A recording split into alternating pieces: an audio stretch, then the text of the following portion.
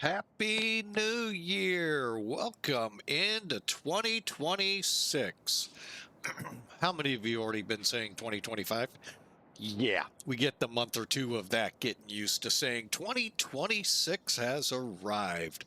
Welcome into Flying with Mike. Kicking it off, well, we're going to do some more package runs. We're going to run from Memphis up to Minneapolis. And we're going to do it in our favorite MD-11, the Purple People Eater.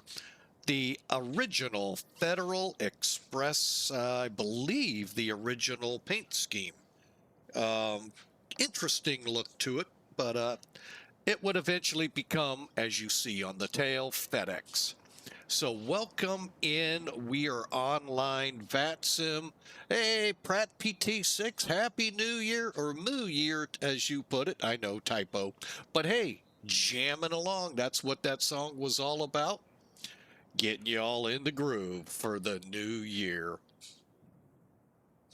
All right, we are in Rotate's MD-11, as I call it affectionately, me. I don't know if anyone else calls it that, the Purple People Eater. Actually, when we fly the Queen of the Skies in this color, yeah, you get it big time. So, hey, we're having fun. That's all that matters. That's what it's here for us today. And I hope you enjoy, and I hope your new year is a better year than last year. At least mine's starting off better than last year. So, hey, 2 pluses. 1, above the ground. 2, I am employed still, so that's always a great thing. Also, don't miss out on making someone's day. 35% off those of you here on Twitch who gift sub more than 5 gifts to other streamers, so they too can enjoy ad-free viewing, to where the streamer gets more with it as well. You're gifting both the folks watching and the streamer. Turbo does not give us hardly anything, so that's why I kind of say it that way. You have until tomorrow, 10 o'clock Pacific time. I think that's about 12 o'clock here in the Central. So take advantage of it. Take advantage if you're into that. And hey, if you are, hey, think about subbing us. We'd sure love it. It helps keep the lights on here in the hangar of Flying with Mike. All right, so let's get to it, shall we? We got a pretty action-packed couple of hours today, headed to Minneapolis, and as you all see in the title, what? Yeah, but wait a minute, a second flight. We actually were planning this because I actually thought I was working today, going from Port Columbus to Niagara Falls. So we'll see how that flight goes, and it's on an airline most of us don't remember. Hey, including me. I had to do some research on this. I actually remember making fun of it. And we'll get into that on that flight, called Skybus. You all can start your research papers right now. Just kidding. Hey, it's New Year's Day. I hope y'all have had a great day. Hope you enjoyed the parades if you're into those here in the U.S. And just hope you're enjoying just the fact we have a new year. All right, so let's get up here. Now, you all saw the plane getting loaded. One of the sad things with Rotate, the, great eye candy loading the plane. Love it. Great. The cans aren't in there right now. They're gone. As soon as that door closes and all the other graphics disappear, so do they. But the weight still remains. So 50-50 for them, hey. But they also have a passenger version, so check them out. Here's a link coming to you here on Twitch. in the chat box. Oh, you know, you got to, no, I did do it right. What? Oh, I know what I did wrong. Oh, I tell you. There we go. That'll get you to the freighter, which will get you to the passenger. You buy the freighter, you, I believe, get a discount to the passenger. It's been a while since I did it, and I did it pretty quick when the passenger came out, so I don't know how things are right now. All right, let's get up in the office and find out what's ahead of us here. All right, we are on the ground ops page. So we've requested the loading of the aircraft in this, but what did we load? Well, let's go back to weight and balance. 164,000 pounds of almost 165,000 pounds of payload. The thing about this page, you put your payload in, you put your fuel, taxi, and trip fuel. Make sure the takeoff CG, that's this number right here, 30.5, is between 30% and 31%. Split the numbers is what I did. Passenger, same rules. You may etch it back a little just because 30.5 puts it almost right up on the line. But again, that's depending how you've loaded it. Also, this is flying with Mike. This is not Rotate telling me to tell you this. I recommend clicking Apply Load Configuration to Aircraft in FMC. Saves a couple steps when you're loading the FMC McDo up. More on that in a moment. All right, and then you just come over here, load, and blah, blah, blah. Either way, your plane's already loaded. This just gets you the nice cheesy animations you see out there. And sometimes we get the fuel truck with them. Let's see if it's here. Must have came and we didn't see it. Is a little, just a slight bit different than the default, in that when the default fuel trucks get called, I don't believe they raise up to the wing, the middle section, the part where you stand. So here they do. So a little more cheesiness in the graphics, but hey, we love cheesy, you know. If not, you're not flying. Why are you with Flight Sim if you're not cheesy? All right, so let's get to work now. Oh, wait, you know what? Let's just leave it here, bring in Sim Toolkit and look at the route. I'm dreaming of a white new year. I can already hear people, oh, don't say that. Even I say it. But, oh yeah, it is going to be white up here in Minneapolis, where the snow is just piling and piling. Oh, and if you're flying into Denver, it looks like some out over the Rockies. Yeah, usually we'll find some somewhere out there. But anyway, yeah, we're going up here to Minneapolis. All right, so today's flight has a payload of 164,912 pounds. Yes, the infamous $164,000 question is on board. What is it? Who knows?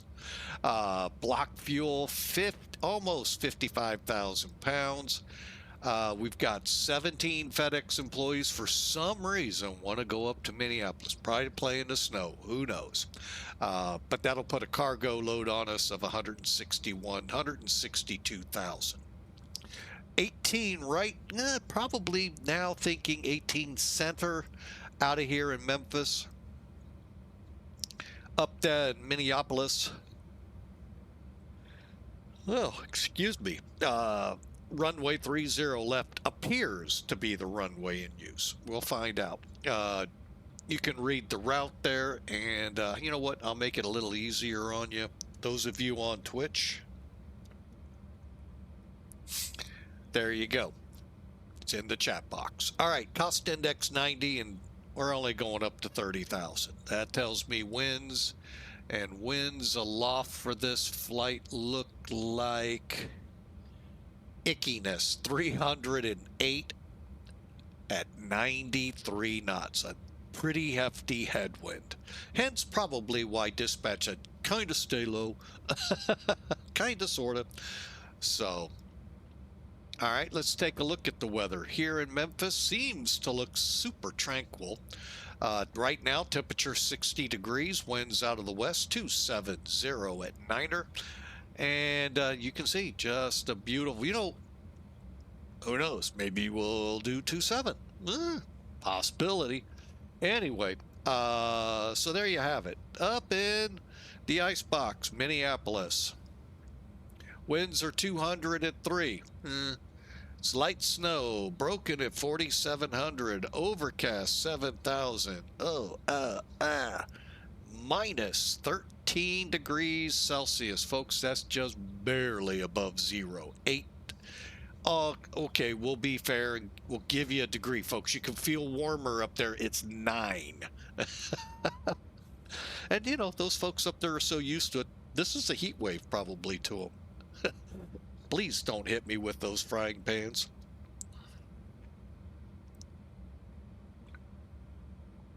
So all in all, yeah, we're going to have a little slip, slide, and away when we get up there. Maybe. We'll see. You never know. All right, but there it is again. All the weather kind of just shooting down towards Ohio, north of Indy, north of St. Louis, where I live. Hey, that's how we like it. Sorry, those of you in Ohio, you know, I lived there once. You deserve it. I mean, no, just kidding. I'm going to get frying pans now from Ohio. Jeez, I'm just really batting 1,000 today, aren't I? All right, so let's get this bird in the air. What do you say?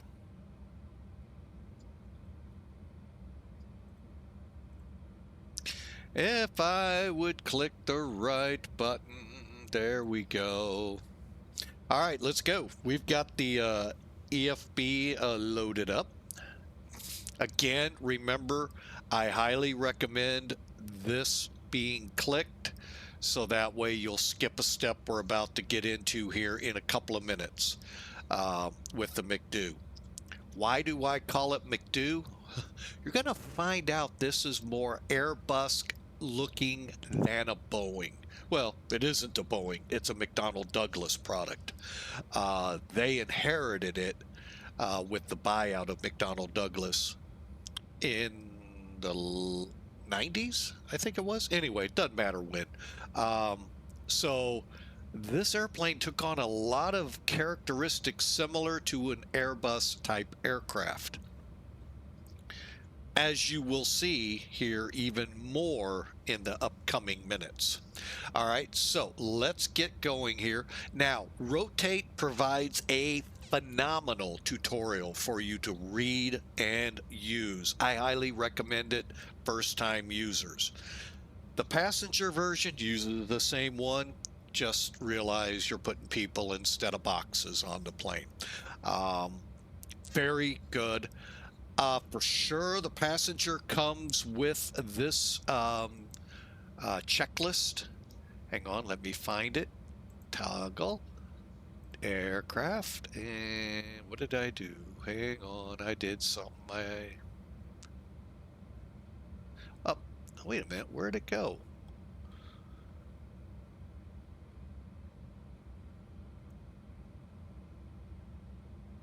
I hate when I do that manual. Oh, nope. Clear out. Oh, is it here?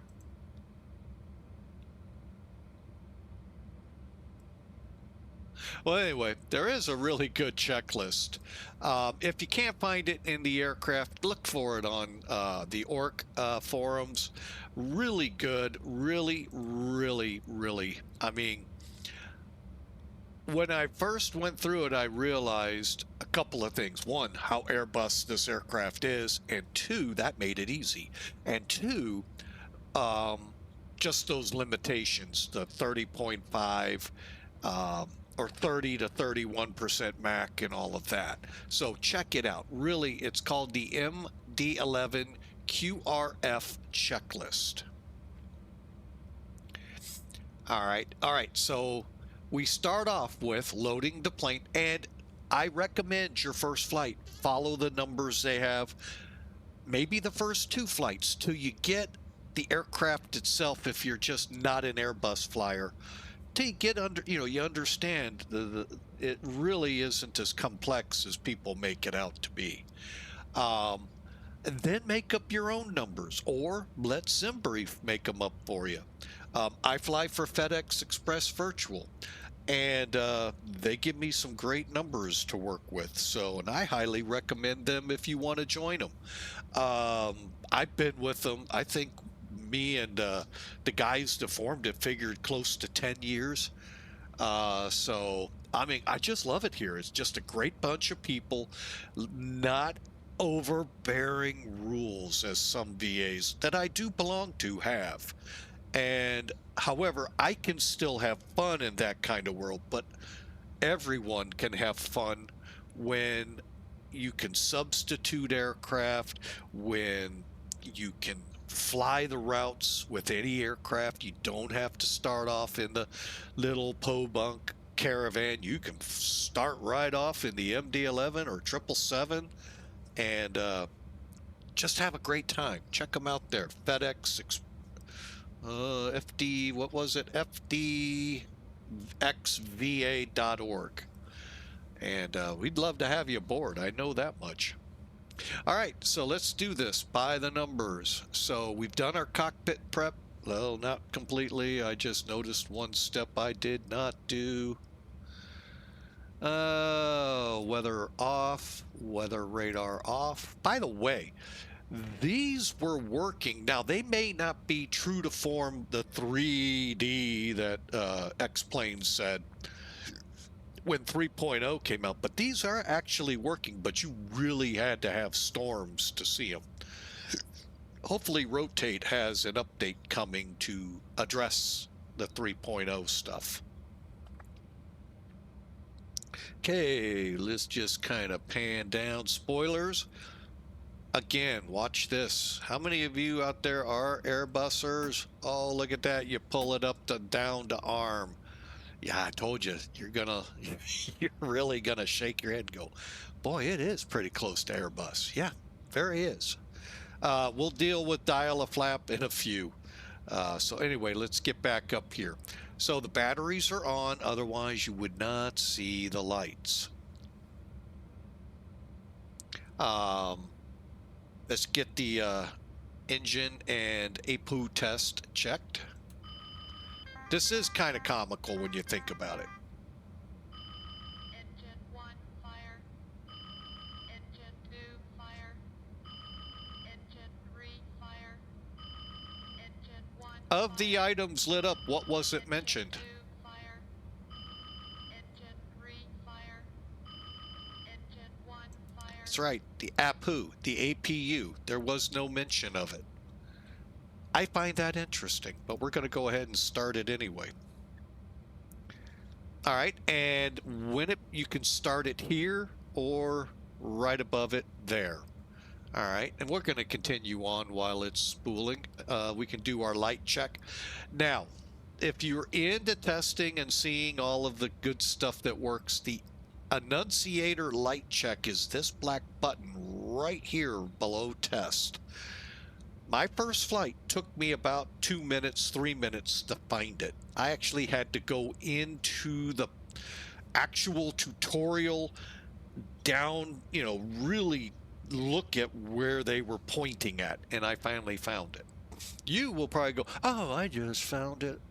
Just like that, Muffy.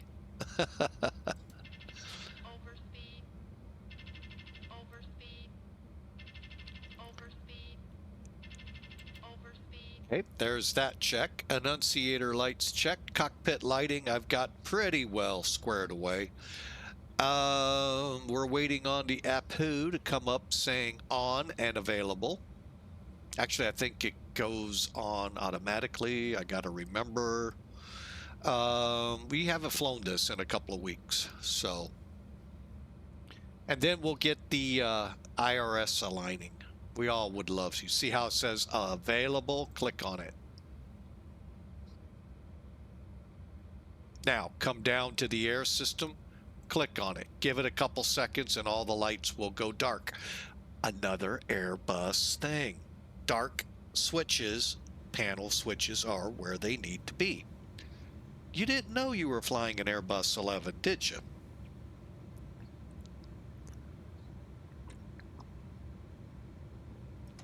All right. Now we can actually come off the ground power. And I recommend, with this plane and the flight factor 767, turn it off for sure at the panel first before coming to the EFB and dismissing it. Otherwise, if you've loaded your flight in there, got everything, you might lose it all and have to restart putting that information in. Just a friendly tip from Flying with Mike. Okay, continuing here, air systems on. I'm going to go ahead and put us on a emergency power. I don't understand this system, but it says put the switch in arm, so I will. I understand the lights, but I didn't know about this, and I don't understand it, and I still don't. All right, we're going to put the first one on, and there it goes doing our cargo fire check. Don't know why, but it does.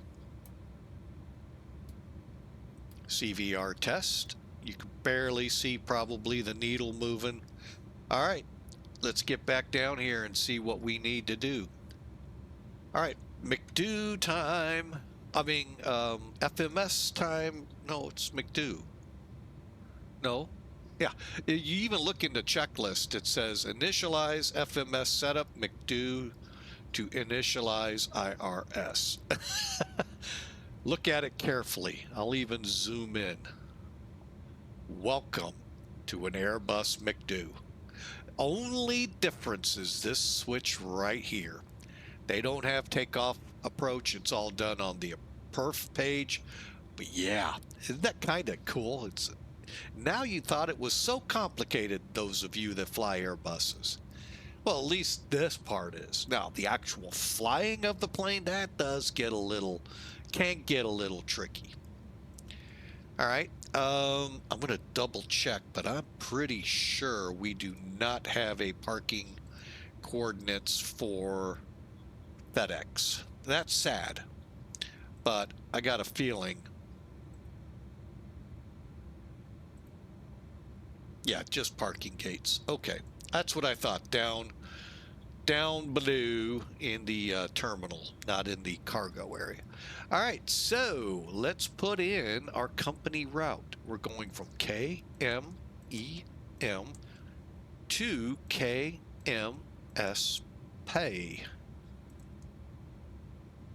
Click MEM MSP, and we do not have an alternate to Duluth. We'll just, you know, get in the air and look for the bridge that doesn't go down. But anyway, or go up. I'm sorry, it's always down. In every picture I've seen, it never goes up.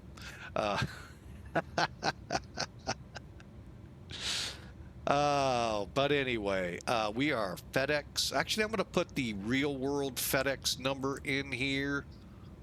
What was it? Up one. There we go. 1407. Even, oop, got to put the 4 in there, Mike. Come on. See, that's what I get for making fun of Duluth, Minnesota. All right, and we're going to hold right there. Let's initialize. Position ref. We'll go with this because we don't have anything else to go on. And we'll do the flight plan. We really don't. I hate to say it. And it's just the same as an Airbus. You just click here, which it already is, go up, down, wherever the up, down arrows are, and then click over here to do the longitudinal side. And we'll stop here, okay, for the McDo. Or do I want to go further?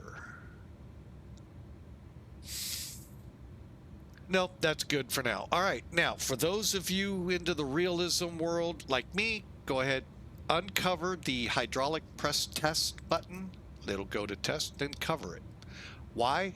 That way you have 2 chances to screw up. If you click it twice, you screwed up. If you click it once and then close the hatch, you did not screw up. But like PAX, you only get 1 click. So the important things, you get 2 tries at to screw it up. And believe me, I've done it on a couple planes. All right, comm radio setup. Here's another thing for those of you to concern yourselves about. The comm radios. Make sure you open up XPilot and look at, let's see if I can bring that in. I think I can. I think I can. I think I can. All right, yeah, I can. All right, so as you look up here, you're going to see your comm. Make sure you're on 122.8, 121.5, comm 1, 22.8, comm 2, 21.5. Most important are the TX RX buttons. You want them to look like mine.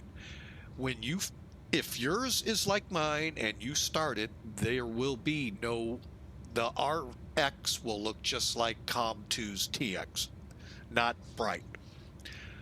What you do, you come down here, let me zoom in now, to your VHF. First, turn it up. Okay, it's turned all the way down, turn it up, and then click on it so it lights up. Same thing for VHF2. My first flight, second flight, forget which one it was with this aircraft, I clicked them. They were both showing, but I did not know the volumes were turned down. So ATC could hear me, I could not hear them. So that's why I say turn them up. Which also means if somebody's over blaring, that never happens on VATSIM. Oh no, never. You can turn them down. Just be careful. You may turn it down to where you can't hear controllers. So just be mindful.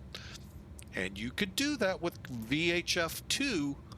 Just be mindful. That's the channel now. They yell at you if you don't get on their channel at an appropriate amount of time. Especially here in the US. Overseas, not too bad. They're pretty nice about it. Here, oh my gosh, do they get nasty. Hopefully the new, we heard there's a new VATSIM president will get on some people's butts for that. Anyway, let's go. This is happy. First word in it's Happy New Year. Happy. It's actually a song about it too. But anyway, all right, so we got our radios set. Where are we here? Power, radios, hydraulics, glare shield. All right, we're going to kind of, actually, if you hit the Y, they go away, the columns. All right, first things first, let's get our barometric pressure here in Memphis. 29.99. All yours for $29.99. Oh, we could turn this one up. There, we missed one. All right, so let's go through it. Real simple. Nav display, make sure your buttons up here are in inches for the US, HP pretty much everywhere else. Set your barometer or altimeter. Bet some of you didn't know that. And your minimums, 400 for takeoff, if we're flying by the FAA rules. Excuse me for the sniffle there. If we're flying by VATSIM, oh, it's my rules, then you don't have to do anything. ND had, make sure your mag heading is on heading mag, and bank angle auto. I kind of don't like that one, but that's what they want. All right, now we finish up the FMS. You know, the one thing I didn't do is bring up the hydraulics page. I should have. We should be done. We are. Okay. For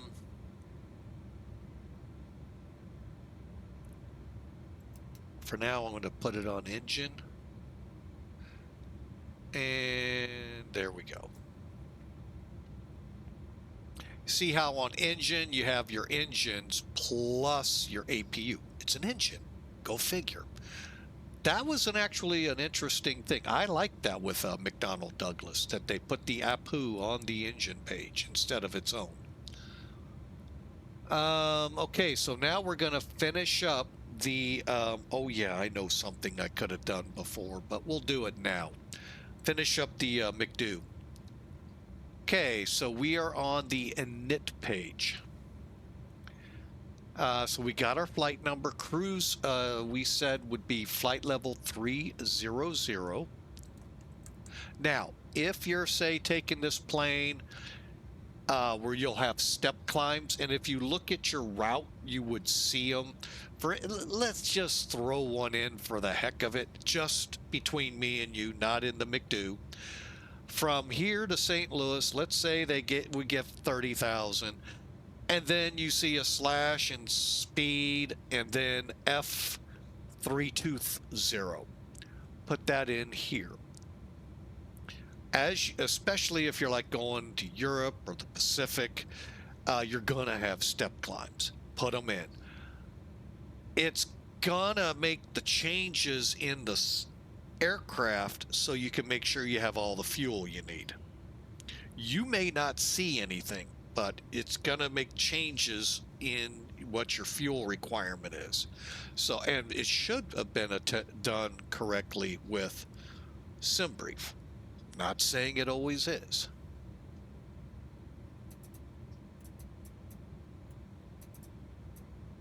All right, next up, after we get that lovely taken care of, cruise altitude. Okay, temperature and head and your wind. I don't mess with the temperature. I just can't get that ever right, so I put a slash in. Now, we go back to, and I'm going to bring it in so you get an idea what I'm looking at after I get rid of them. Let's look at SimBrief, okay? I know it's Sim Toolkit, but bear with me. All right, so let's go to the flight plan. There's our average wind, 308 at 93. Now, if it's a headwind, you should need more fuel. Or your component, if you're headed north, should be an M. If you were to be headed from Minneapolis down, it would be a P, meaning a little bit of less fuel because you're getting pushed by the winds. So you can see 75 is what we're looking at here. And this is why I have troubles with the temperature. I don't know what that equals. So that's why I don't. All right. So I hope I made it pretty good there. I hope I did it justice. So we saw minus 75. So headwind, HD, tailwind, TL, Tango Lima, and 7.5.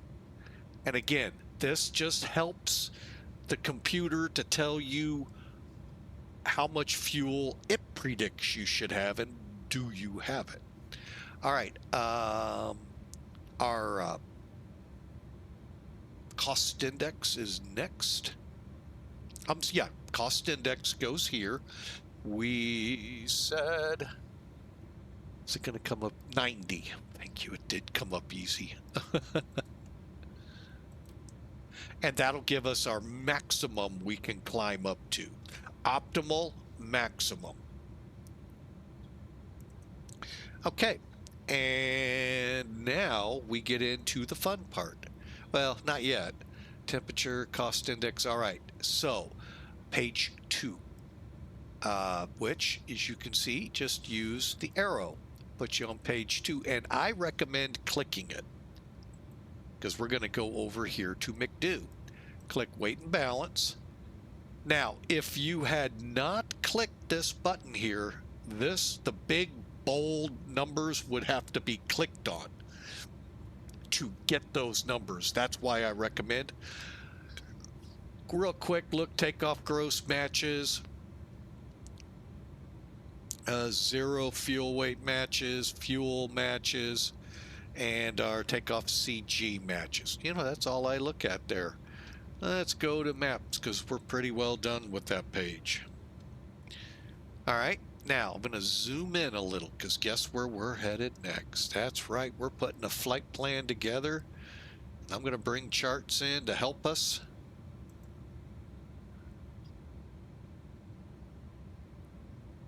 To a degree. We'll see how it works. All right, let's go to F plan. Gee, where have I heard that before? Okay, memory. Memphis said we're changing to 18 center, and that's just because of the weight. We probably would have no trouble on 8 right or 1/8 right. Let's just be safe. You know, they give us a nice 11,000 foot runway. I even thought 8,900 feet. Yeah, we can get this bird off on it. But let's just play it safe, go for the big runway. And not raise the hairs on the controllers that may come up. And we're looking for the JT departure.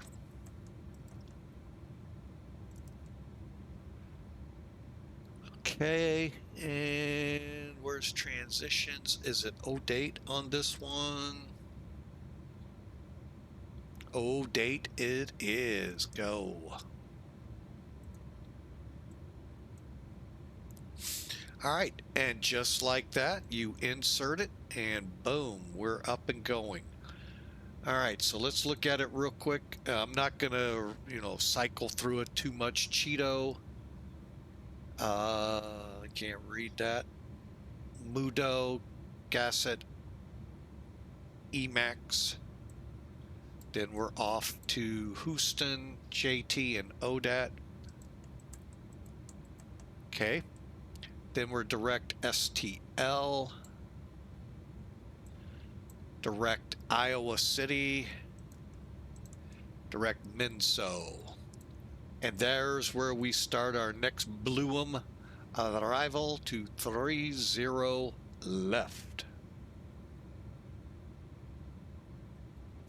Okay, so I think it's James we'll be using.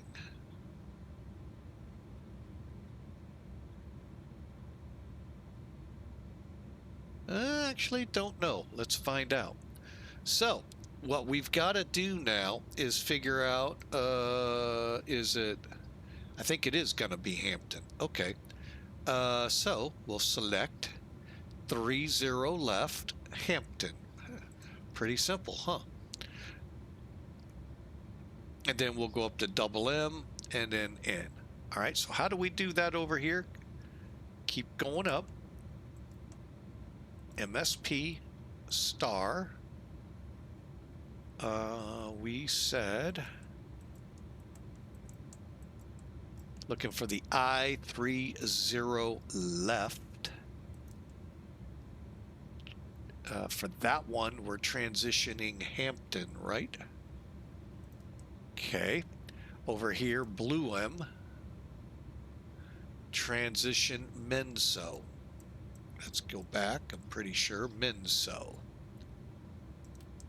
All right, so as you read it, Blue M4, Menzo. From Menzo, we're on the Blue M4, planning the ILS 30 left from Hampton. All right, and then we'll insert.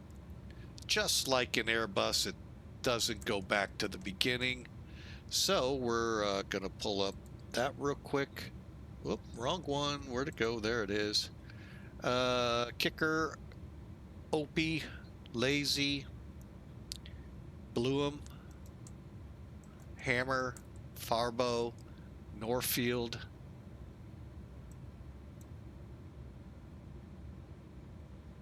and then Candid, Hampton, double M,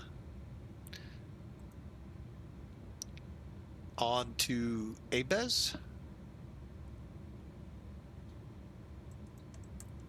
Narco, and our runway. Okay. All right. Then our out to Webb, it looks like. Wolkseb, sorry. And then since we don't have it, there's our up to Duluth. We'd have to put the flight plan in.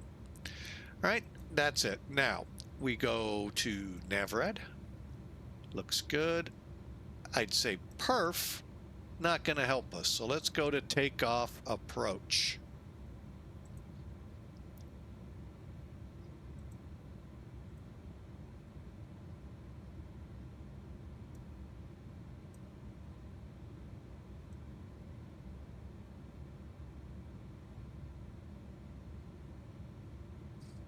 Okay, and we'll get rid of that. Now I'm going to just do this up real quick so we can get flying. Okay, we're going to be on 18 center instead. 11,100 foot runway, temp is 16 degrees Celsius. Survey says flaps 15, flex 59. All right, so here's what we got to do. First, put our flex temperature in, upper left-hand corner, and our slope and our wind. Okay, our slope, we can actually get off of Sim Toolkit. Like I said, I'm just doing this quickly. Up 0. We'll call it 0.4. So, just like Airbus, you go up. Now, if it was a minus, it would be down. Delta November is what you would use. 0.4. Diagonal. Now, you don't have to put any of this in. I do it just because I know where to find it now. 70. Oh, wait, I'm sorry. It's not going off the wind. It's going off the component, which in our case is a cross. Ooh. Can I put that in there? I wonder if I can. XW6. I didn't think so. All right, so it's HD showing here 0. There we go. Headwind 0. 270 at 6 is our wind. Outside air temperature 16. Now flap 15. We'll be talking about it here in a minute. All right, so I'm showing 141, 155, 164. SimBrief came up with 144, 160, 166. These are close enough. I'm going with them. Okay, and that's cleared out. We're ready to roll. How about that? All right, the last thing to do is our FCP, front control panel. You can see our routes are in, meaning we're aligned. Last thing here, altitude. One last check. No controllers.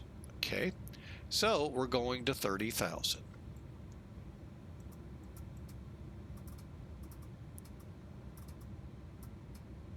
Okay, runway heading, we did not say on this one. Oh, go back, take off. It is 180.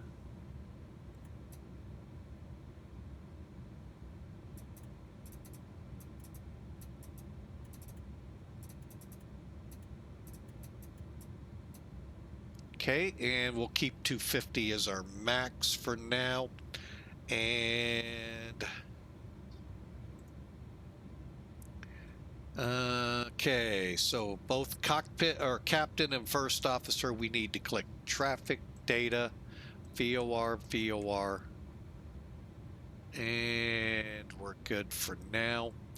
Traffic, VOR, VOR. You decide where you want them. I'm going to increase this side a little bit. This side 1 notch. All right, that way I can better hand fly until I give it to it. All right, and then on the FMC here, we'll put F plan. 18 center to Cheeto. Perfect. By the way, if there was a controller, takeoff clearance would be takeoff such and such runway. RNAV Cheeto means you fly the departure to Cheeto and departure as is. You may have a turn, but you got to fly the departure to Cheeto and then expect your next. Also, any interim altitudes are your max. So for this departure, JT, max is 5,000, so we're cleared to 5,000 only. Now, no controllers, we're cleared to space.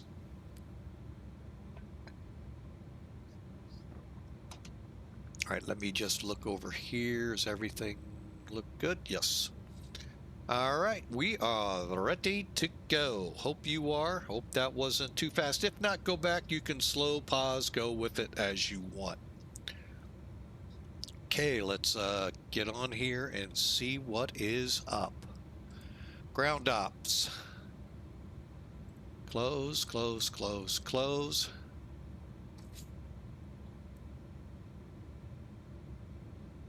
We'll see how many things actually close. Good deal. Remove the stairs. Called a pushback. All right, for engine start, let's get up here real quick. Okay, parking brakes on. Beacon on. Emergency lights to armed. Transponder to transponding. Pratt PT6, thanks for the applause. I think we're on exponder already. And verify the emergency switch is, power switch is indeed armed. Doors, windows closed. Fuel panel, air panel are automatic, and let's call for better pushback. Hey, Captain, let me know where you want this thing.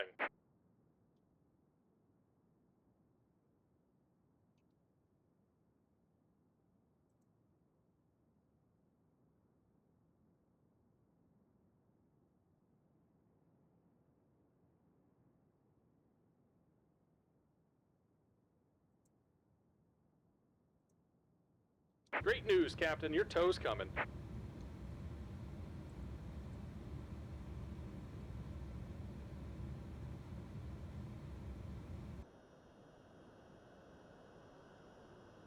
Quick look around the airplane before he tells me. Good, we're good to go.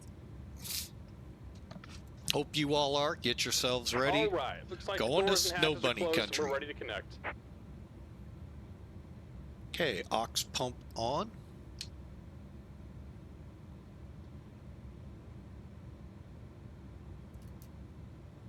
And transponder ignition to A or B. Let's do B today. That'll get our packs off and get us ready to start. APU air is on. And we're on the engine page.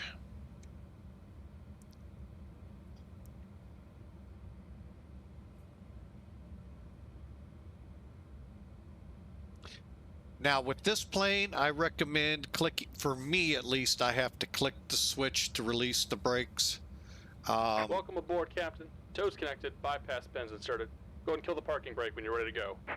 I don't know why when I set it up for a short key, it doesn't work. Whoa! Here comes the pushback. Light them up. Gotta remember, start ACARS.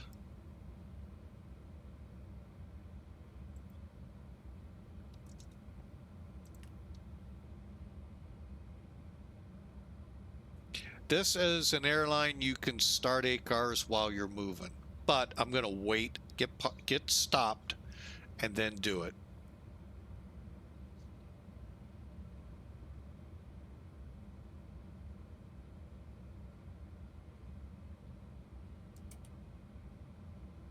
Okay, there goes number 3 on.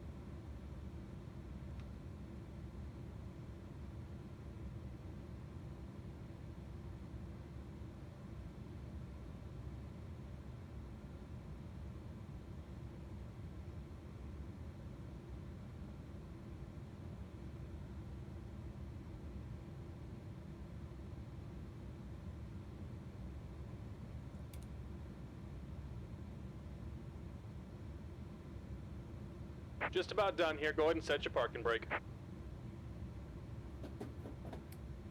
And we're disconnecting the tow. Give me just a moment.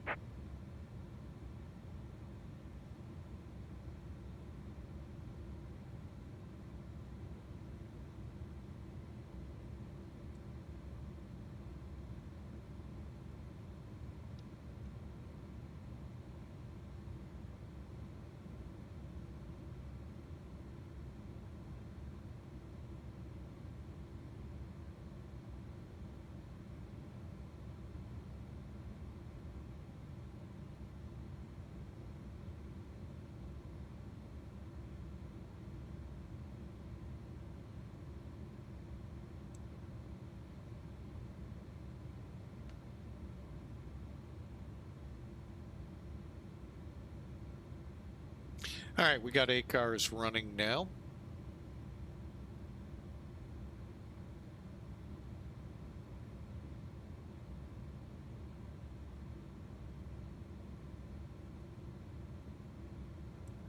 And we're disconnected. Signal and pin on the right. Take it easy and have a safe flight.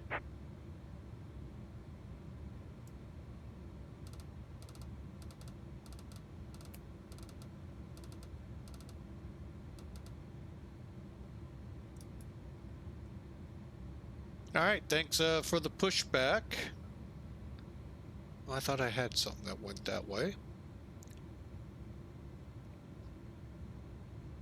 Perfect. We got our signals, so we're just waiting for us to spool up all the way, and I think we are. Okay, with us spooled up, let's get up top here and finish up. Window defogger on. Anti-ice as required, none here. APU off and off. We'll see if that'll shut it down.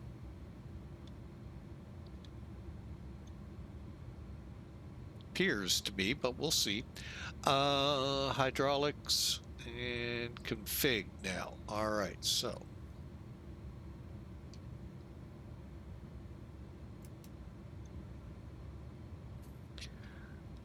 All right, trim, 4.8. It's the stab number right above the wing.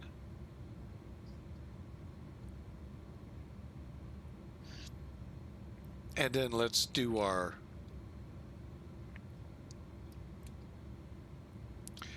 wing surface check.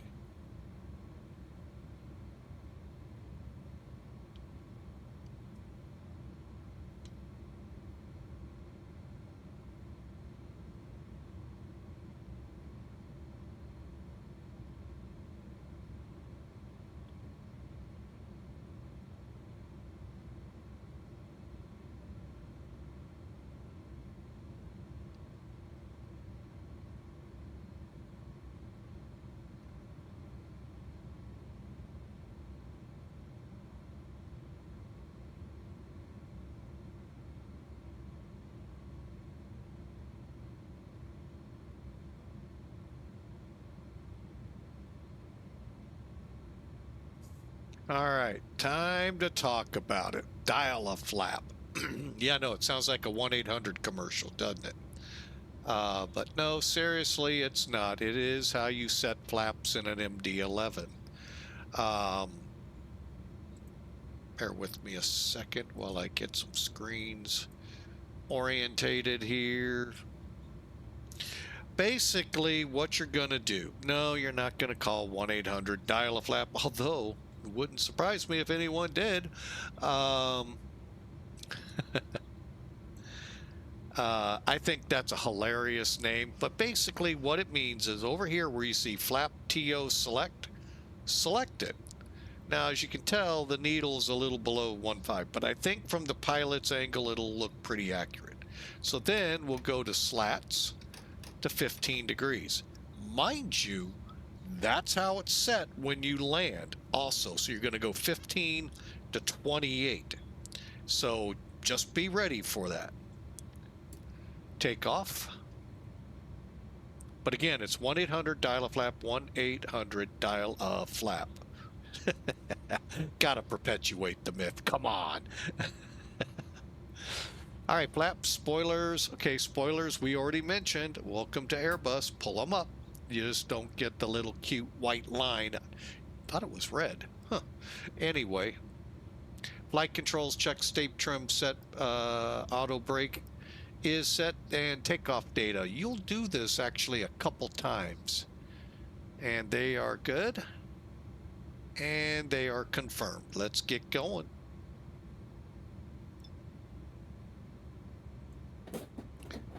Memphis area traffic, FedEx 811 Heavy, taxi to 18 Center. And we'll also be nice, put some lights on.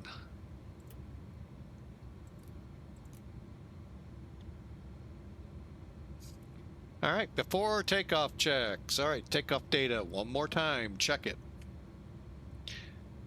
Okay, still the same numbers. Auto flight, once we cross 927, we'll click into it. And prof, it's for your current performance, so we'll switch. It'll then say, I forget what it says. So we'll see what it says when we get to that point.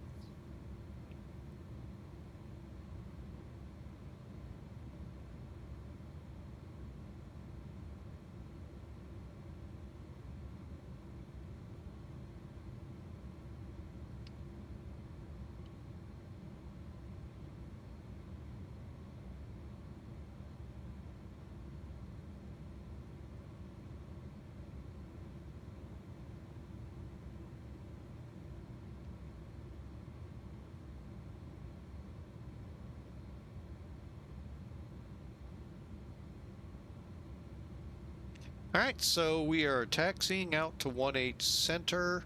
Couple of ways we can go. Obviously, we can cross here or closer.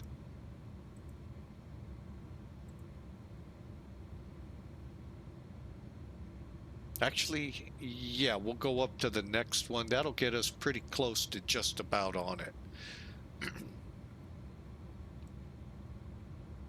So I hope you enjoyed that a little bit. The MD-11 is a little more intensive if you choose that way. Now, there are startup menus that you could choose with engines running, but you still got to set the McDo, folks. Hate to break that one to you. So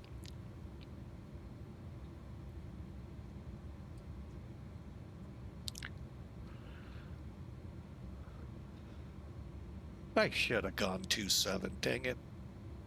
We'd have been on the runway now. Oh well. Woulda, coulda, shoulda.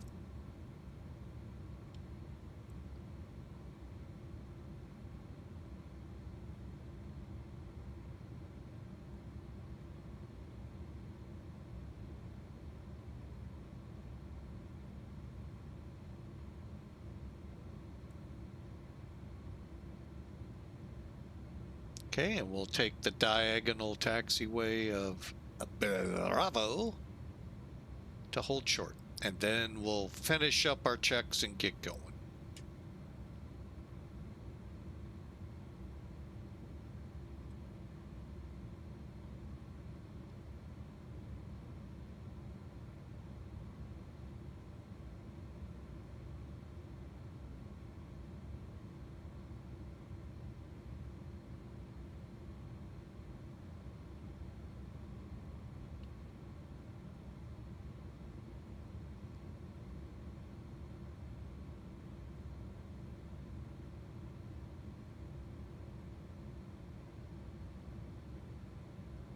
Okay, since we're back a little bit, let's get this back on config.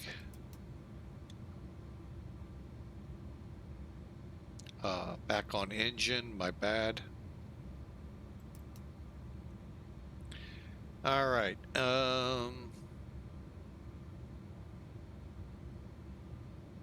Well, that obviously did not work.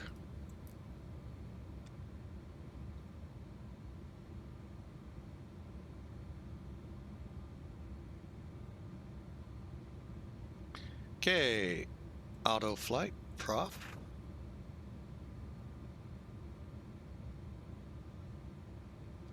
Memphis area traffic, FedEx 811 Heavy departing 18 Center. JT5 departure.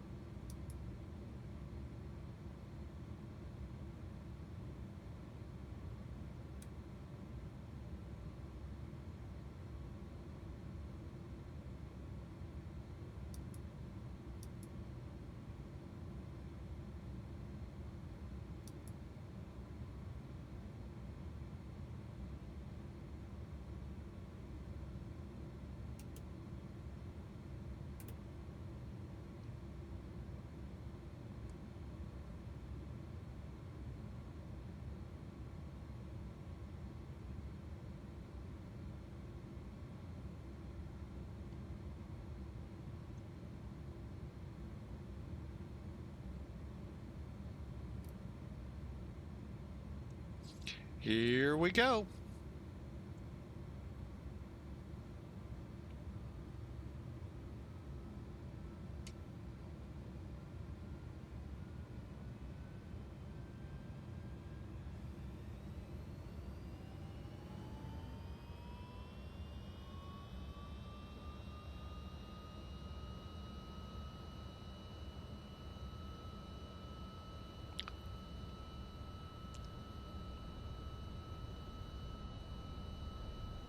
Okay, there's 80 knots.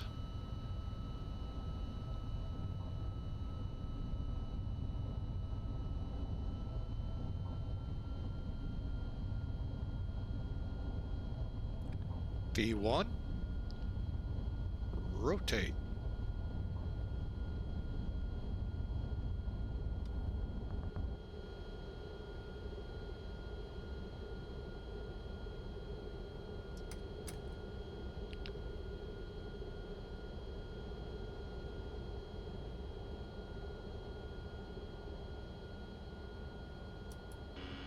Stabilizer motion.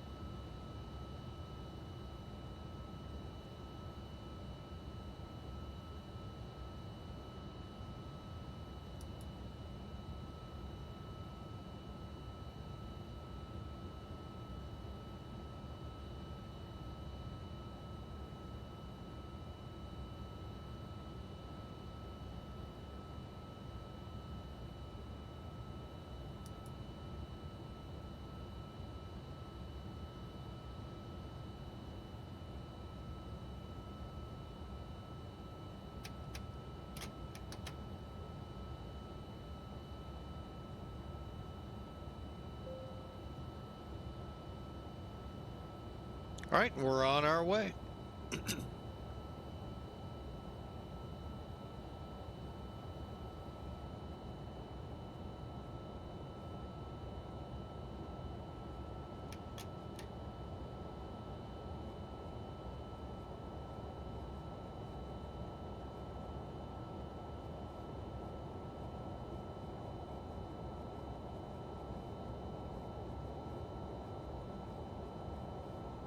And Memphis area traffic, FedEx 811 Heavies out of your area. Have a great day.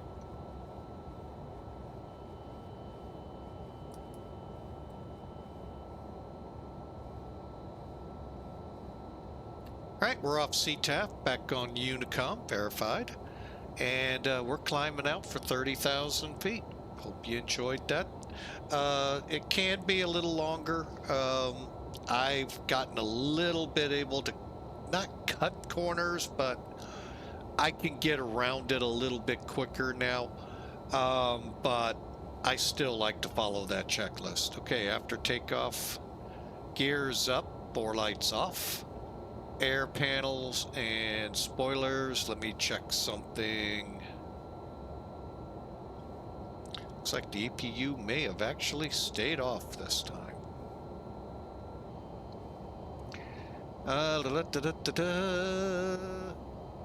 Okay, we can take the spoiler handle down and disarm them. Up there's the red.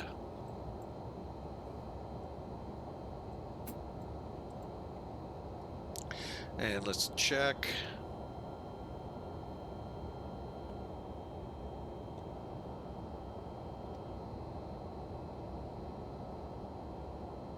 Take this to off.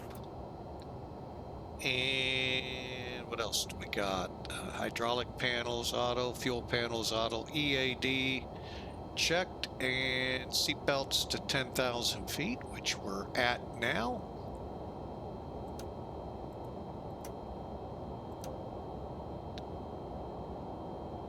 And so can the lights. Now, why am I taking the seatbelts off? It's a FedEx flight, folks. I'm not worried about them in the back. Now, if this was a passenger flight, obviously a seatbelt sign all the way to top of climb. And exterior, and at 18,000, we'll set the transition level, which is the transition level, to 2992.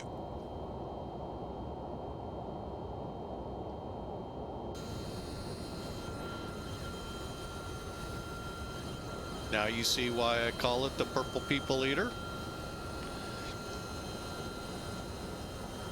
Should see Memphis Airport right there.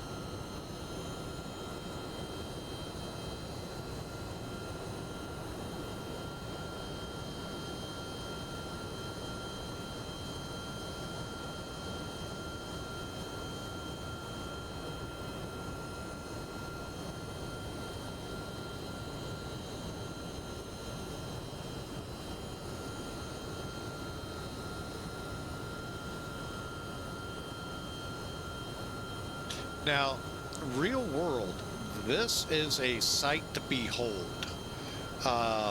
They have a pretty impressive daytime sort with a lot of aircraft in.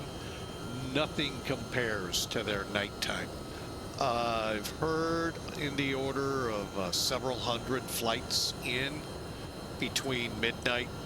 and out between midnight and 6 a.m. So, just an incredible place. I'd love to see this once. All the days of trucking, I never got to see that. I even delivered a couple loads to FedEx, but they were kind of, I want to say over in here somewhere, and then they were taken to the ramp, not by me. But yeah, it's what an awesome I would love to take a tour of it and just see how FedEx, Federal Express, FedEx, how they deal with that mayhem and all of that confusion. Now, I did do a lot of loads with Emory Worldwide there in Dayton. Matter of fact, ran dedicated for them for over a year. Des Moines to Dayton, and that is while not as big, that was a huge operation in Dayton, and wow, just amazing. But I was on the ramp with planes, so that was even much better. Our dock was right there, DC-8's parked right in front of us. Oh yeah, airplane lovers heaven. And then the day sort trucks, which mine was, lined up on where the close to runway 624, and oh yeah, just good old days, as they call it. And on the Des Moines ramp, every now and then I'd go out to the plane too when they had, I could hold 5 of those cans inside a 727 DC-8. So when they had a lot, they asked me to go out because they could put them on one load instead of 2 or 3 in their truck. Anyway, like I said, that's history. That's the good old days, bygone days behind us, and we're climbing out for Minneapolis. I call it the icebox.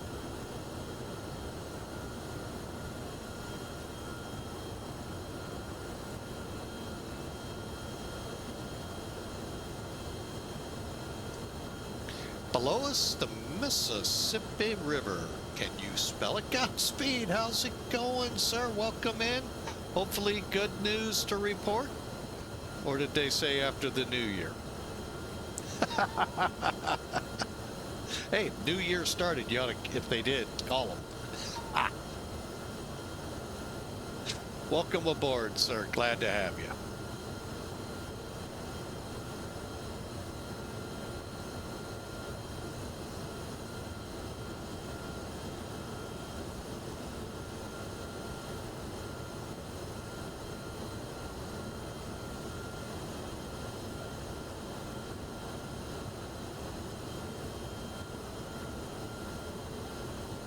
Oh, I didn't even think to look. Where is our destination of the month here with Mac Air? Not this airline. Ooh, this looks interesting. Calgary. No. It's Winnipeg. Ooh, that'll be fun. Cool. We'll get that all scheduled up here soon.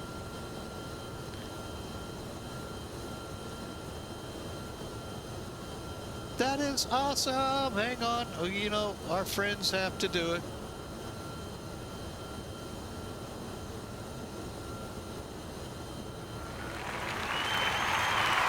Awesome, sir.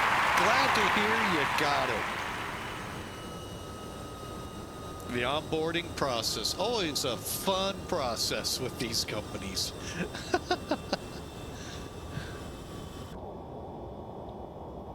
Awesome. Congrats, and a happy new year to you indeed.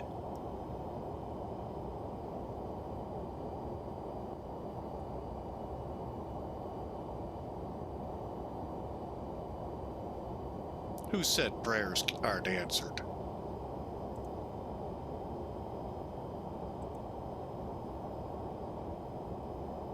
Okay, we've leveled off at flight level 300 on our way to super cold land, Minneapolis, Minnesota. Or as the governor used to say, Minnesota.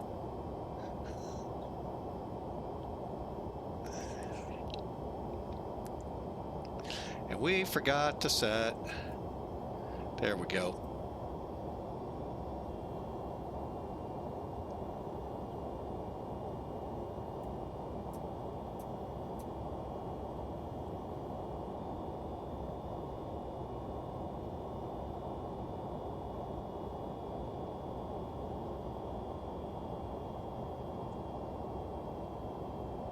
But that is awesome news, sir. Congrats.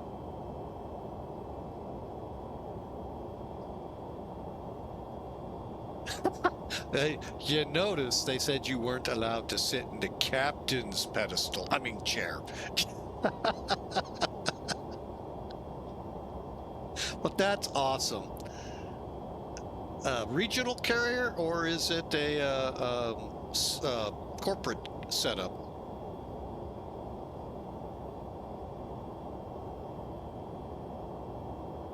That is just too awesome. Oh, there we go. Let me push that out a little further. You don't know yet. That's cool. Things to learn. You tell them the next time you take me on a CRJ, I get the captain's pedestal. I mean seat. You know, that's probably why they didn't hire me. That and the fact I'm, what, 300, 400, 500 miles away? Who knows? I actually do know, but we'll keep it like that.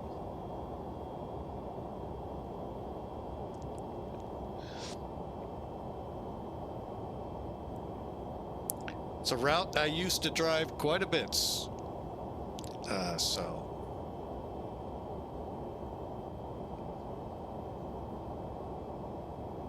Yeah, I kind of miss Emory being there where I was.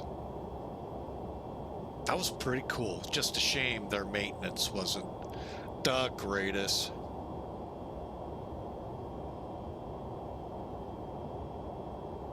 I kind of, I'm going to say, I kind of wondered about that with Emory Worldwide, but I cannot be honest because I never saw a Hangar 1 wherever I went with them. So, oh well. But that was a shame when Emory Worldwide. That was some fun driving. Except in the wintertime. Oh, Iowa. Oh. Probably like Minnesota, where we're headed.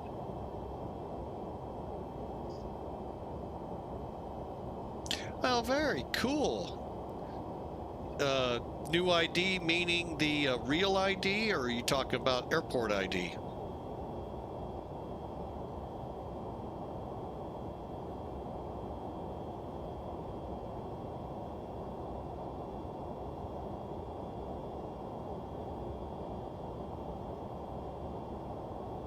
Ah, for flying. Okay, real ID. Okay.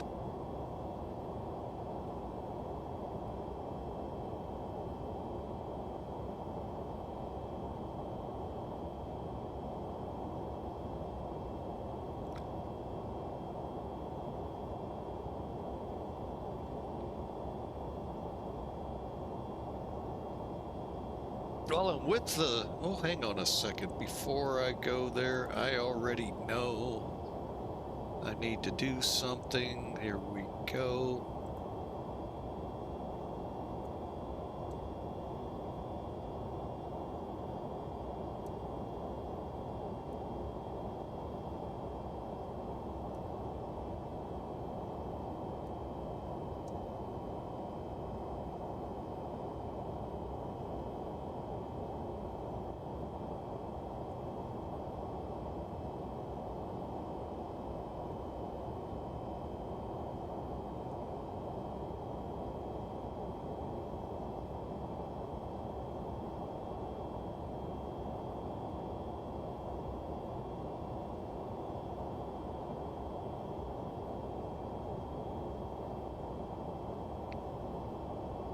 Ah, that wasn't smart. Hang on. There we go.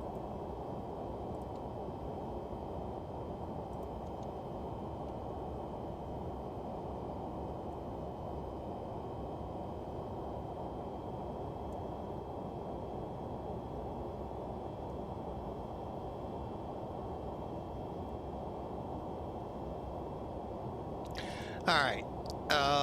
Those of you on Twitch just saw this verse go up, and it's probably been one of 2 or 3 verses in the Bible that I call my personal, there's a word for it and it's just escaping me, sorry folks, but it's also so applicable to the new year. And it's Joshua 1:9. Just the next book after the Pentateuch, the first 5 in the Bible, when Joshua now has been given, Moses has died and Joshua is in command of some million Israelites. And it goes like this, life verse, that's the word that was in the back of my mind. Have I not commanded you? Be strong and courageous. Do not be afraid. Do not be discouraged, for the Lord your God will be with you wherever you go. It's been with me for a long time. What a verse. God actually, in some forms, in Leviticus, everyone's favorite chapter of or book of the Bible. It can be rough, but it's kind of cool to read. It's a tough one to read, but it's fun. It's in there, but Joshua has it, and when I went back to the airport, that verse just kept hammering on me, and it really, I would say it works really well with the new year. Be strong, be courageous this new year. Do not be afraid, do not be discouraged, for the Lord your God will be with you. No matter what you go through this new year, folks, know this: God will be with you. Through the good, through the bad, through the ups, through the downs, you can always count on God to be there. Does it mean everything's going to be roses and all of that? No. But God is there helping you through the trials. So, and it really helped me through some pretty tough times when I went back to the airport and it really, keeping that focus just kept coming in my mind, kept staring me down, and got through those first year or two there. And so I wish you the best there, Godspeed. Just remember that. Be strong and be courageous. Don't be afraid. Don't get discouraged. And know that the Lord is with you all the days of your life. So.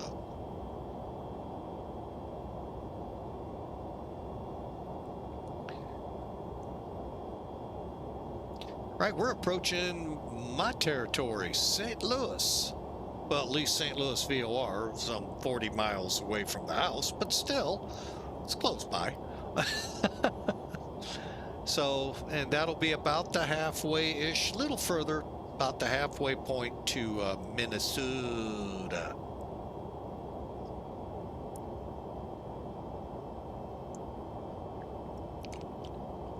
On this kind of gloomy, dreary New Year's Day here in St. Louis. Let's see if it looks that way out the window, because it's sure not looking it to me.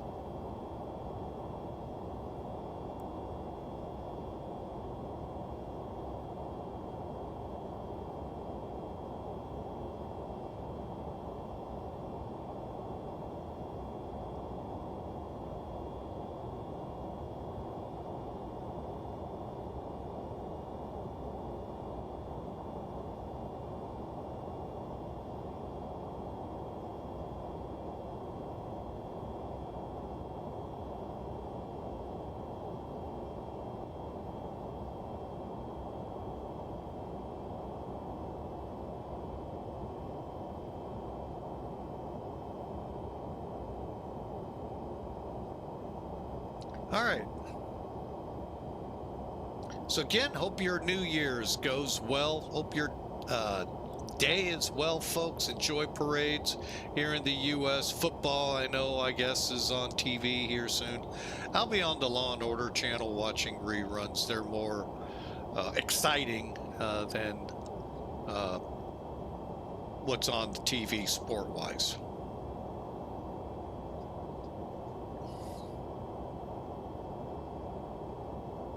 But to each their own.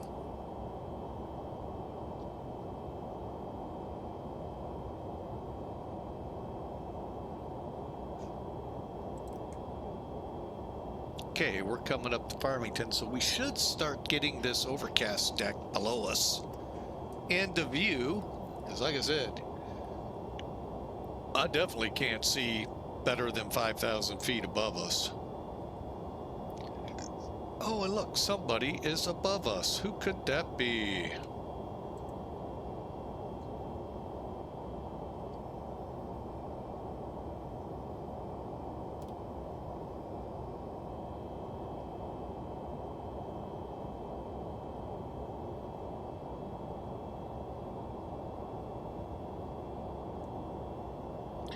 Well, we got one, a Learjet high above us. Cool. 737 about 80 miles away and an A320 not far behind them. Let's look at it.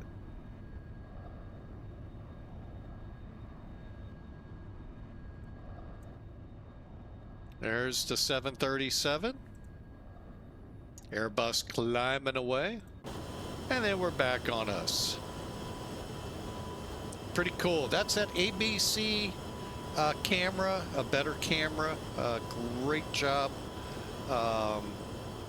and loving it. Lets you see the traffic. My only problem that I personally see with it, and it's just probably my system. When you look at aircraft on the ground, it takes a while for the ground textures to come together. That's probably something to do both with the sim and what my computer, you know, trying to work together. But if folks look for it out there, it is really, if you've got X camera, check this one out. You just saw it. A better camera. It's in beta right now. Well, not now. This version is 1.7.8, and it's really good.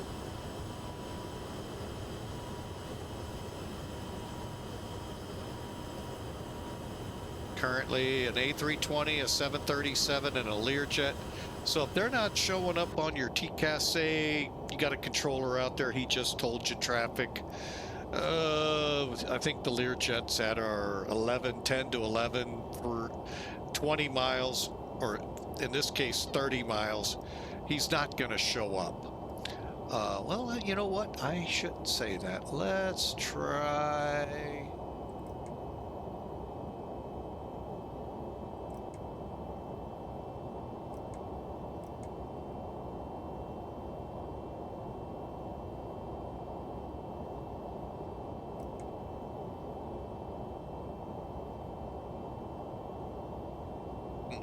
Still out of range, but anyway, you could then go look for it on the cameras and take a look. So it's pretty cool. Stay tuned. After this flight, we have a second one planned. As of right now, have not been red lighted on it. We are going to depart Columbus, Ohio for Niagara Falls, New York, and I think the weather's halfway decent in both places. We'll see. Got to get to Minneapolis first.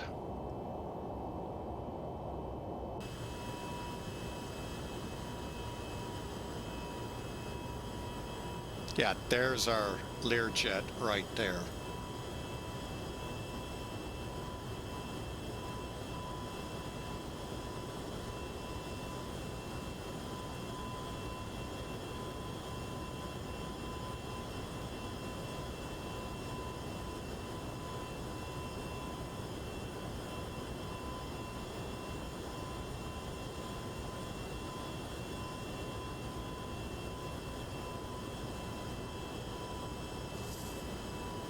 All right, so the United we saw was headed to Denver, and I believe, oh wait, that could be this American's headed for Newark.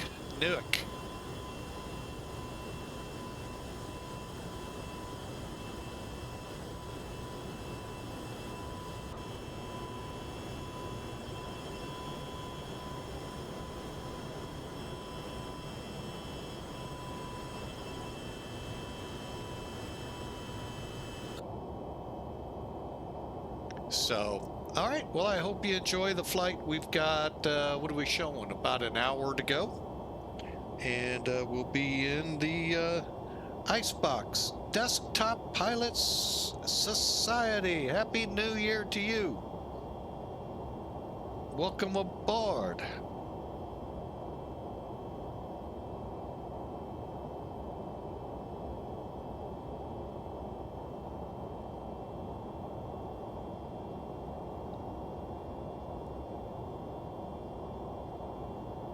It's yeah, don't say.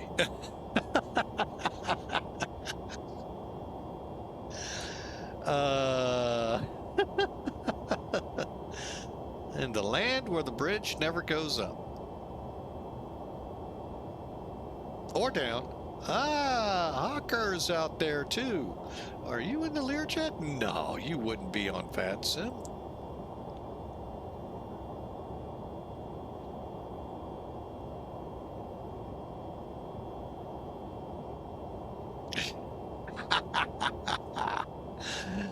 Well, get your bridge to work.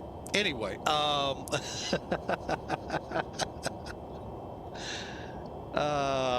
that is awesome. Hawker's in the house. Top Pilot Society is around. Godspeed's around. Oh my. What a great day of flying. And like I said, we have a second flight scheduled. Port Columbus, Ohio to Niagara Falls, New York.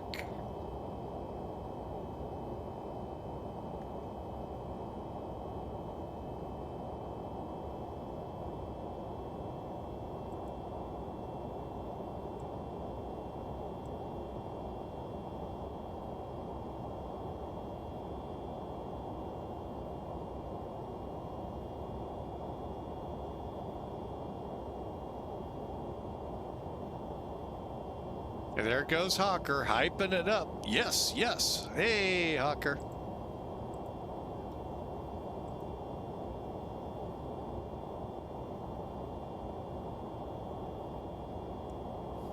Getting those emotes some work this New Year's. Appreciate it, appreciate it.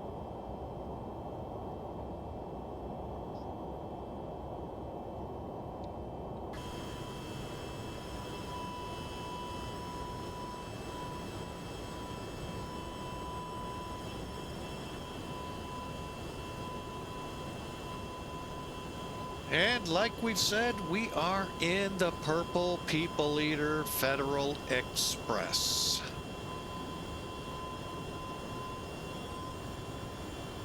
You only got about another day or so for it, folks. Oh, there you go, Hawker. Again, got about another day or so if you're into gift subbing. If you gift sub 5 or more, you get 35% off. Ends tomorrow, Friday at 10 o'clock Pacific time.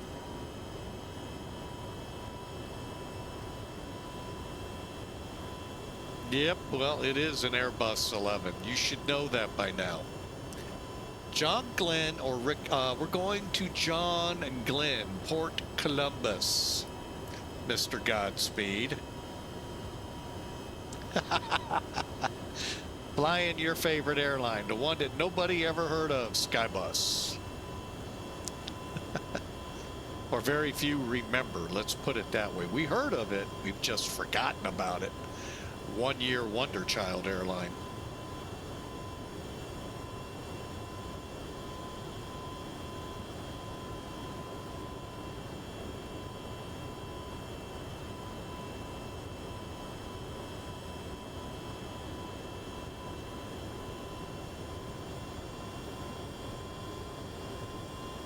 Kind of like a one-hit sensation in the radio world.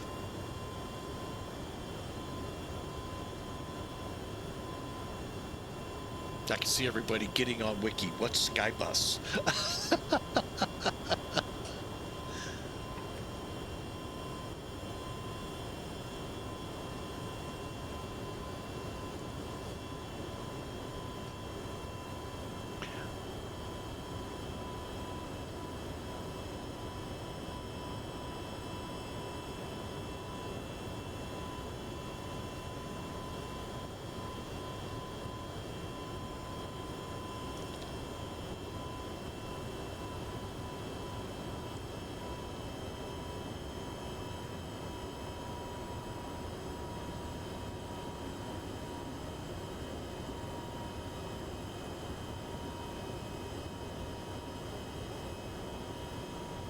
Yeah, we're approaching the city limits of the metropolitan limits of St. Louis.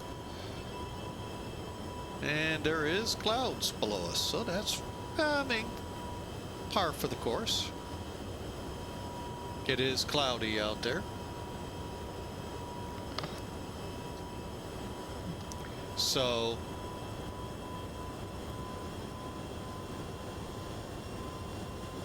and then get your parkas on because we're headed to Minneapolis.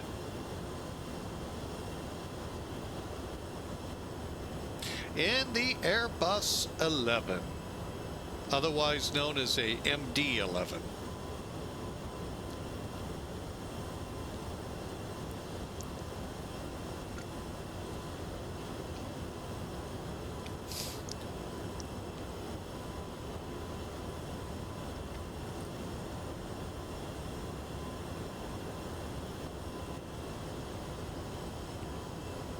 Yeah, I don't think they have many apples or lips there right now. They're frozen.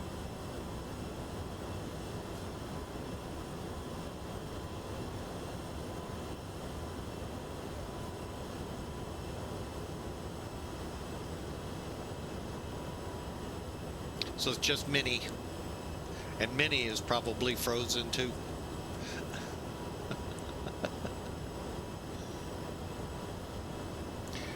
And for those just joining us, we are planning right now, unless somebody says otherwise, 30 left.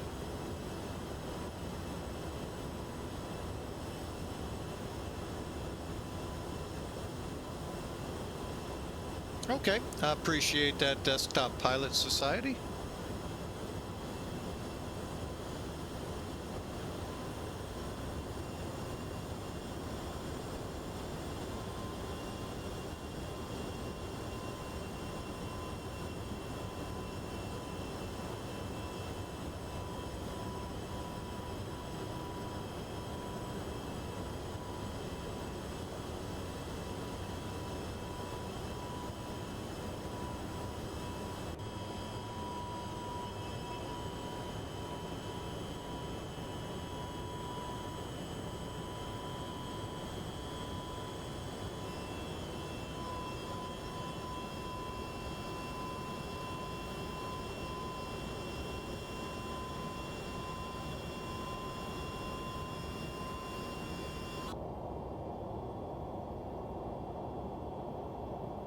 All right, looks like we're cruising along at Mach 0.82, and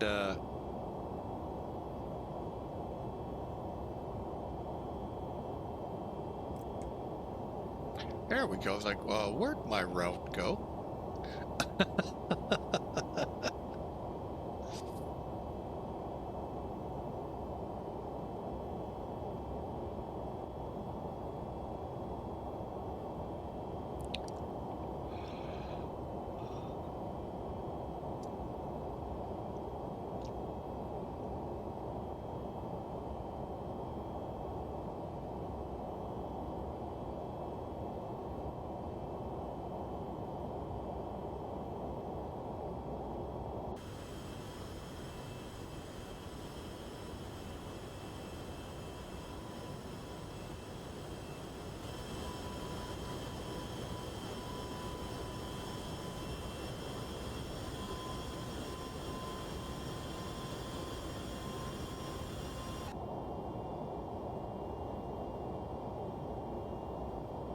All right, with St. Louis here, we should be thinking about our arrival.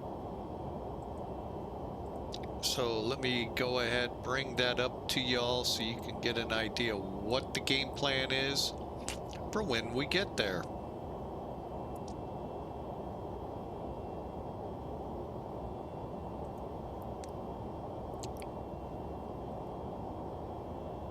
Let's see, do we have, oh, VATSIM, that means there's somebody up there to try to change my mind on what runway we're going for.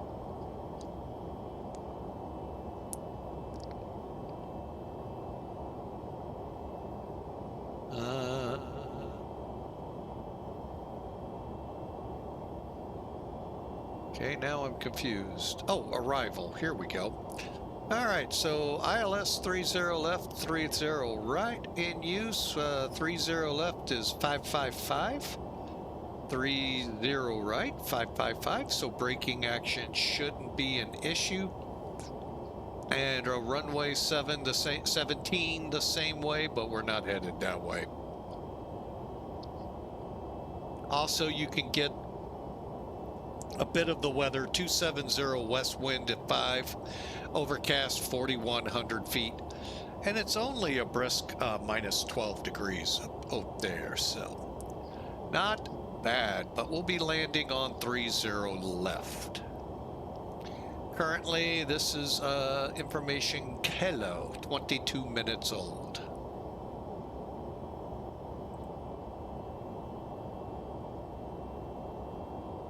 Huh, wonder why we have an ATIS and no center. But anyway, so you can see on the chart there, we're going to be coming in from Munzo, Minosa, sorry. Going up here to Opie, up here to Farbo, and then hooking ourselves up here to Candid. Candid at 7,000. The rest of these we'll keep it above, but the goal is 210, 7,000 at Candid, and 30 left is this runway right here. Planning the ILS, so from Hapton to Debel to Abez to Narco, and we'll be in on the runway. Currently, the ILS is 110.3 for us, the localizer, final approach 301. At Narco, 3,000 feet on glide slope. And then Dasher, Dancer, Prancer, and Vixen will be following right behind us. 200 feet above the ground is our minimum.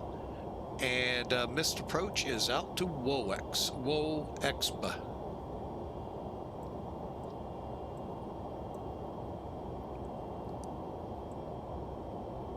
And we also need at least a half-mile visibility, but I think with 10 miles, I think we got that beat. So once we're on the ground, we'll take 30 left, we'll cross 22 and come off at Alpha 4, somewhere in the near towards the end. We park over here on taxiway Tango and towards the eastern end of it.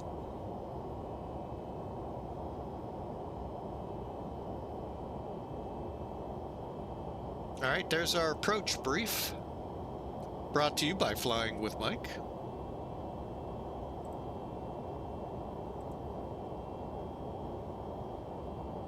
Of course, clear skies everywhere but St. Louis. Wouldn't have it any other way.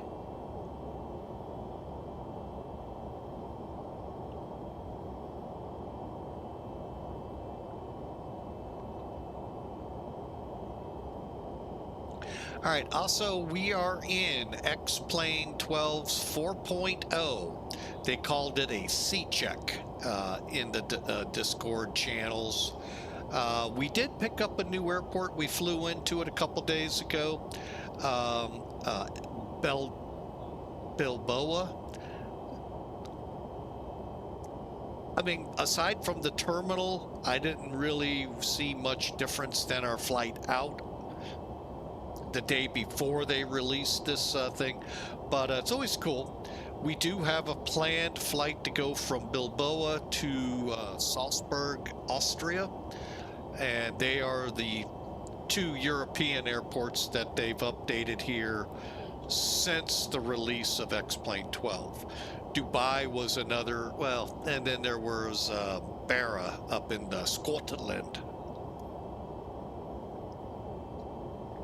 So, along with the Caribbean.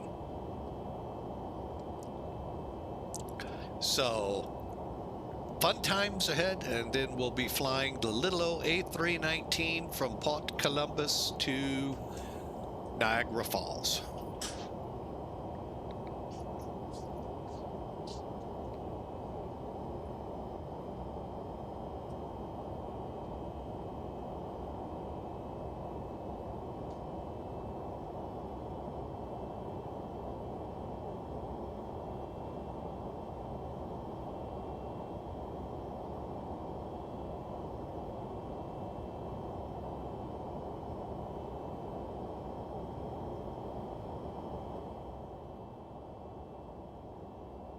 And I will be right back.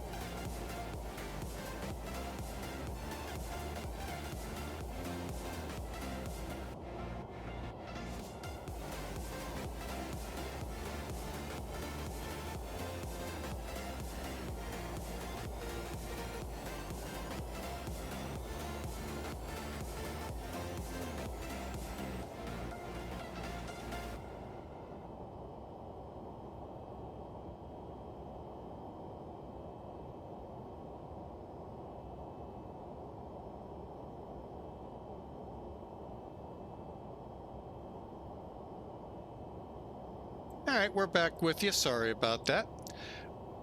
And had to use the lavatory and see what's going on. Again, we are planning a second flight out of Columbus to Niagara Falls. So ought to be kind of interesting to see how that unfolds.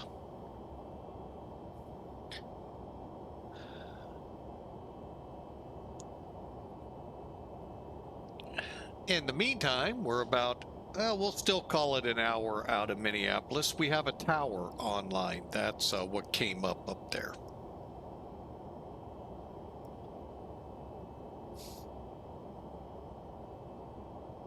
As we get closer and closer to what looks like, do we still have the snow there?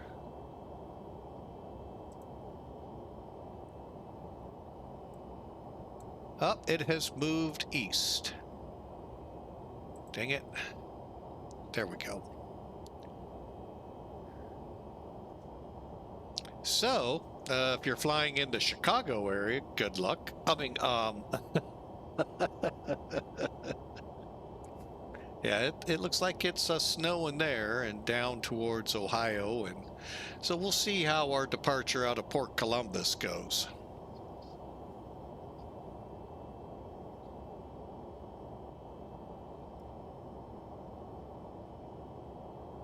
So, any big New Year's Day plans going on out there, aside from sitting there enjoying flying with Mike?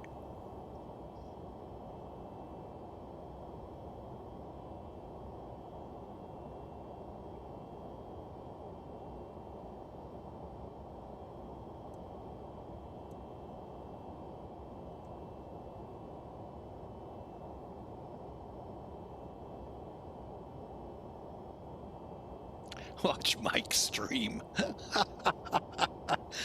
Ah, thank you there, Hawker.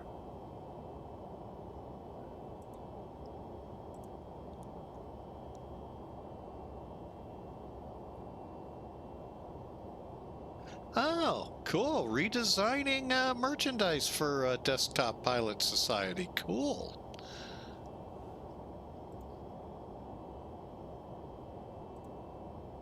Me, I'm just flying, having a ball. Just cruising high above, getting ready to cross into Iowa.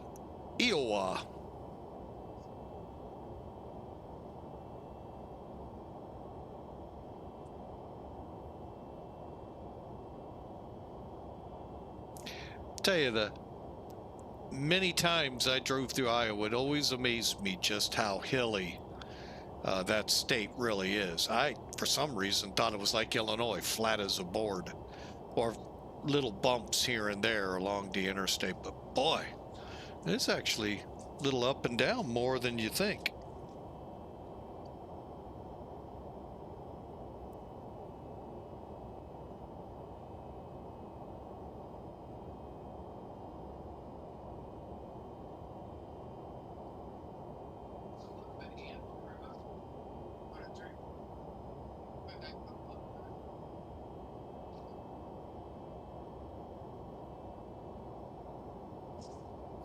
Hang on a second, I'm trying to figure out why the dog is by me. Must have gotten shooed away.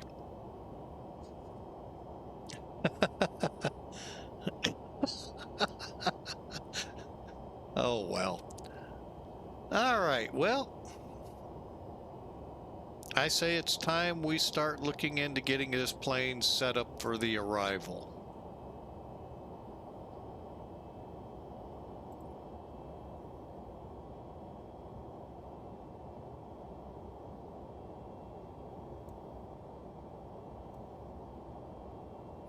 There it is. All right, there's the checklist we're going from for all of you out there. Let's kind of scoot ahead here. All right, so we'll get the EAD and systems checked, landing data checked and set, windshield and descent limits set. All right, real quick on this one. We didn't really get into it, but our first restriction is OPI above 24,000. So that's a good one to start with. And then we just work from it from there. So a whole whopping 6 times 3 is 18. We'll throw it at about 30 from OPI, which is after kicker, unless told otherwise, is when we'll start our descent. Right now we are coming to, I don't know where we're coming to. Let me see on the bigger map. Iowa City is still up ahead, so we got a little ways to go.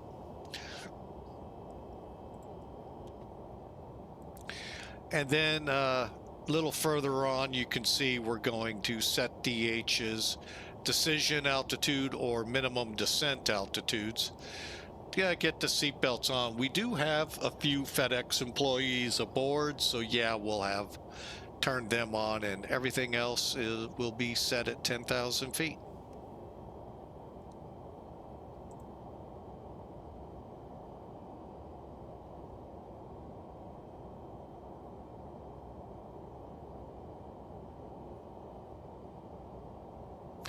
Yeah, I worked for a trucking company out of Iowa City there for a while, and during the floods of '93.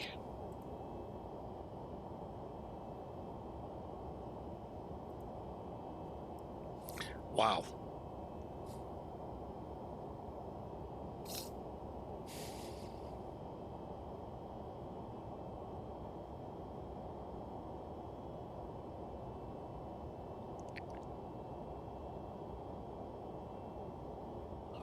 We made mention of this on the last flight.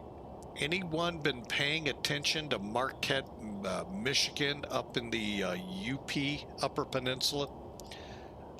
They got inundated with a blizzard. Wouldn't be surprised if Duluth, Minnesota, our alternate, got dumped on.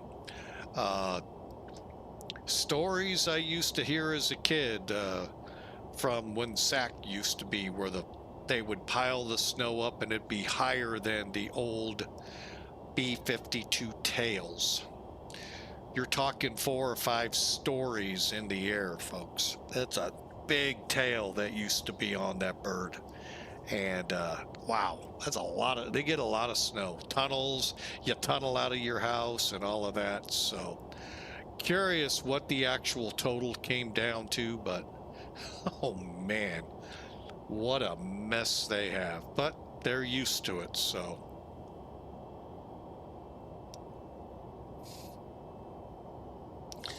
All right, and also those interested in flying for a FedEx-based VA, check us out at fdxva.org,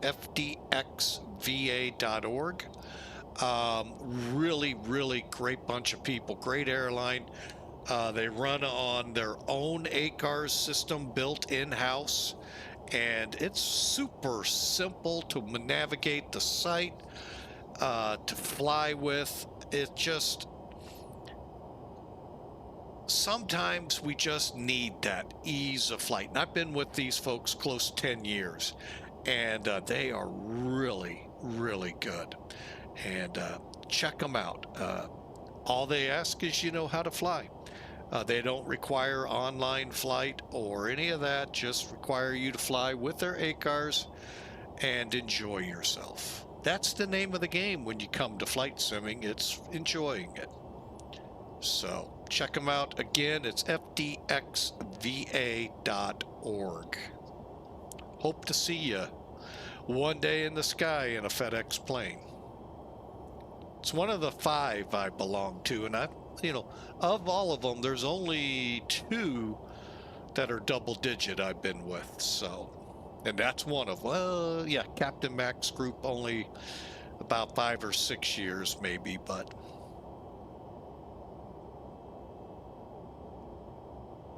Oh, thank you, Hawker, for putting that up again.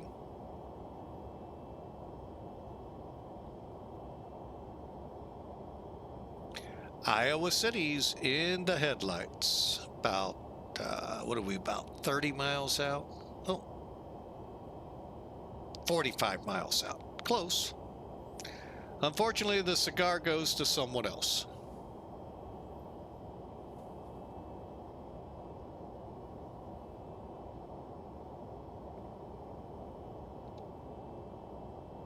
I'm gonna see what's around us first. Maybe one, maybe two aircraft. Let's see.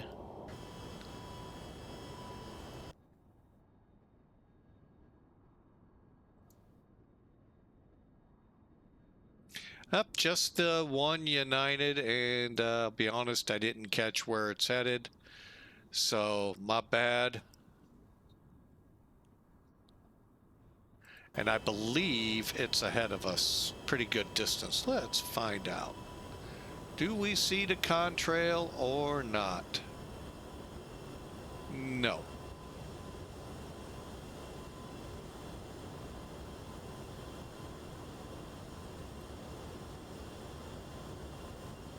Okay, hang on, looking the wrong way.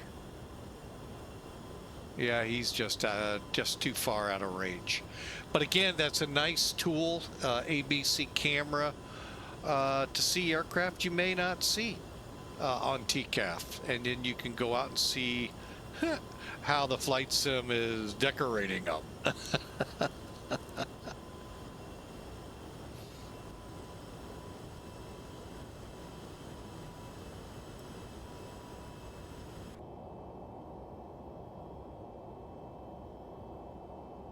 Because believe me, between model and airline, model matching has just never been any of the clients to X-plane or to a VATSIM strengths. They usually stink unless you get some picturesque, perfect set of aircraft loaded in. They just never pick the right ones, VATSIM.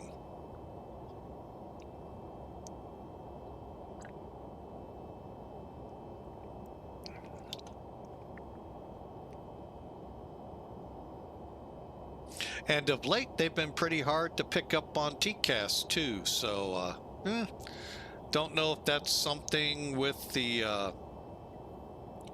flight models in each of the aircraft or an X-plane thing. But yeah, every now and then I just don't even see them on TCAS, and I just have to go down or up here, and it tells me Shift Alt Control.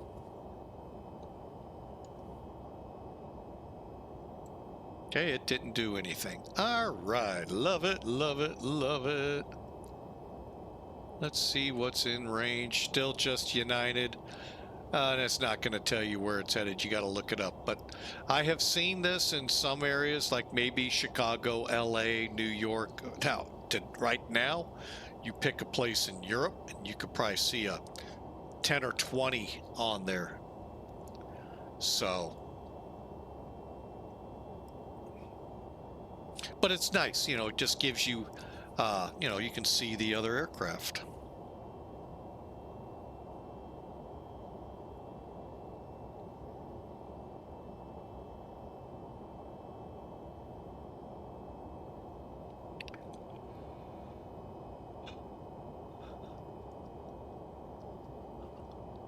All right, so Iowa City in about 26 miles? No, less than that. 2 miles. I was gonna say, that is definitely not 26 miles on that. Especially when it's set for a range of 40.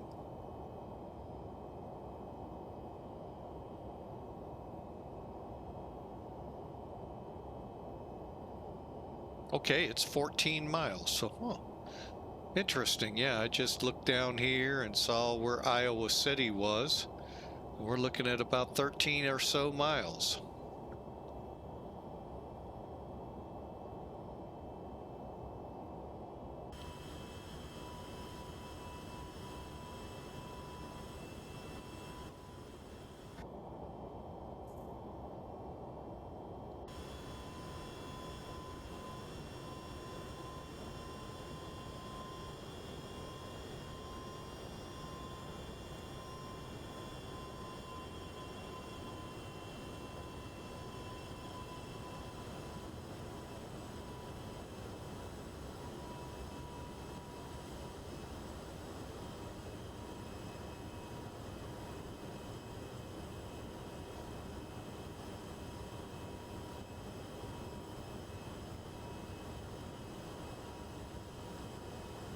You'll know when we cross Iowa City. You'll see a nice turn.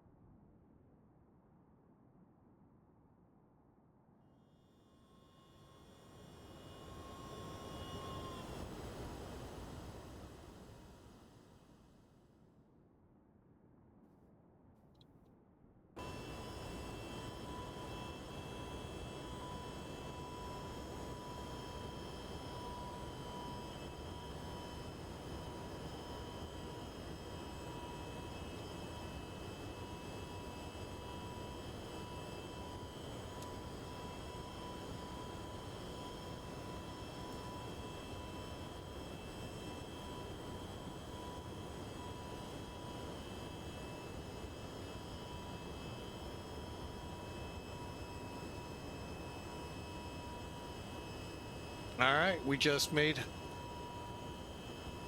Pratt PT6 reports taking a United 737-900 over to San Diego. Nice. Fun approach always into San Diego. Considered a bit dangerous and challenging coming over the city like you are, and it's only a localizer for the majority of the arrivals there. It's not often they come in off the sea, off the ocean.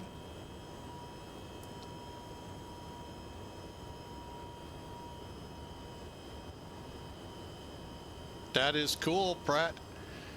Enjoy San Diego.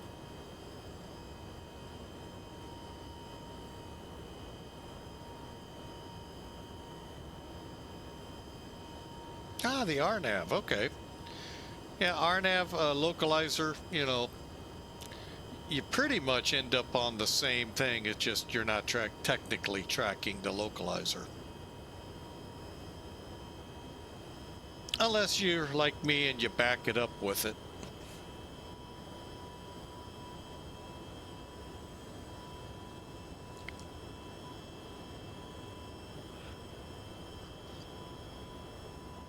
But there you have it, the purple people eater of FedEx, Federal Express.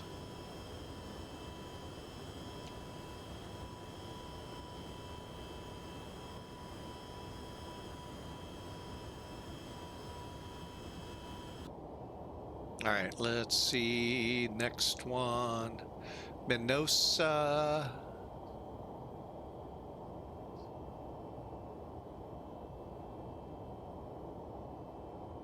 52 mile.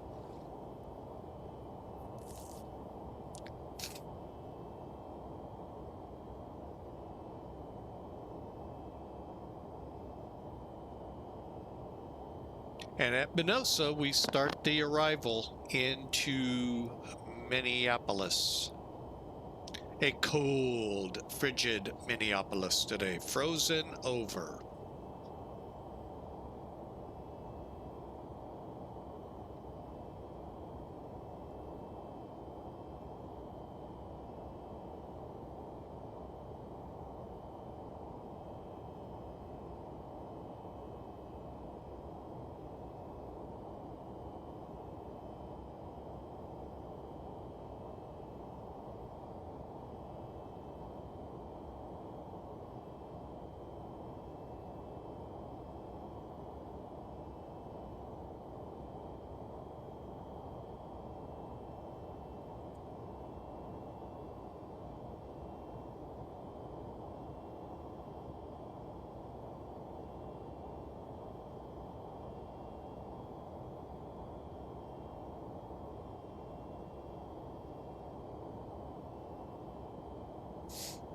All right, so I think Kick is where we're going to be starting our descent.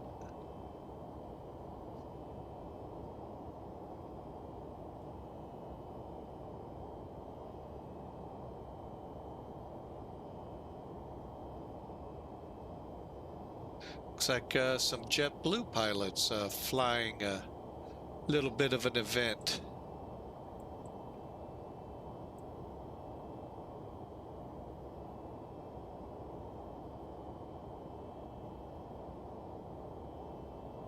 We got a Delta flight getting ready to cross Upi up ahead.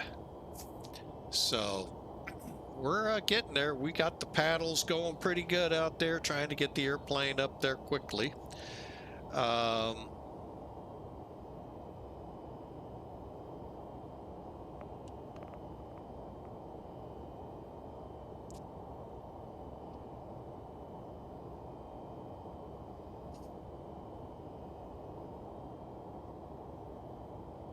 See if he's changed anything up there. Nope, still 52 minutes old, and we're looking at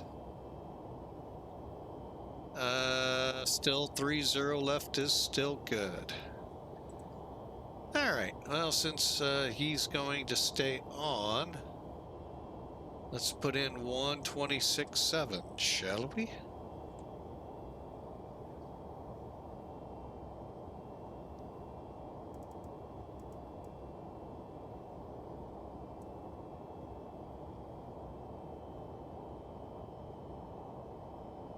All right, we're about over Menusa right now. Menusa.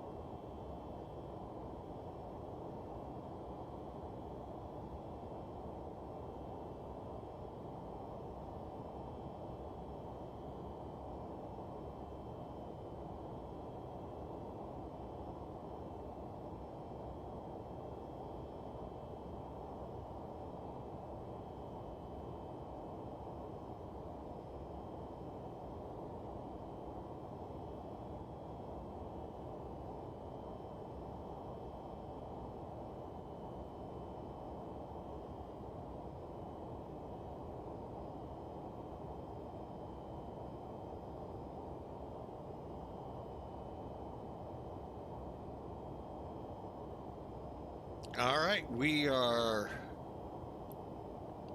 getting in there. Let's see.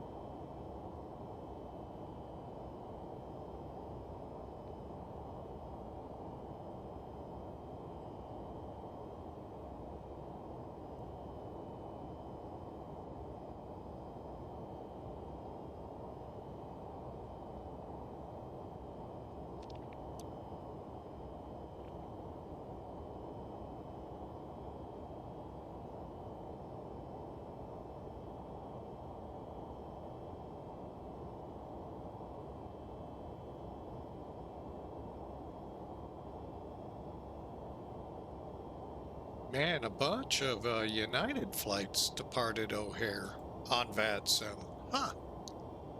Headed for either St. Louis or Houston. Houston.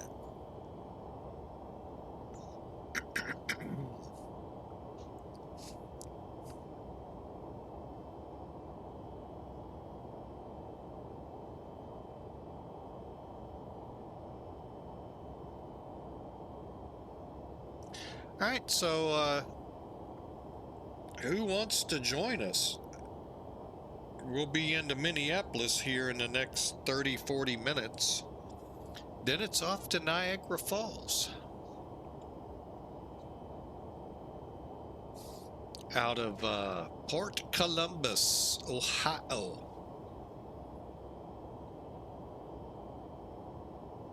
Round on the ends and high in the middle.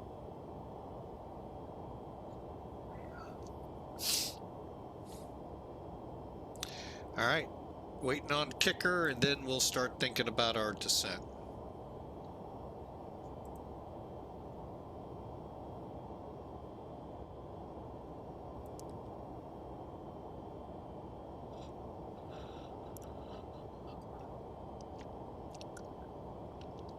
Any big New Year's resolutions out there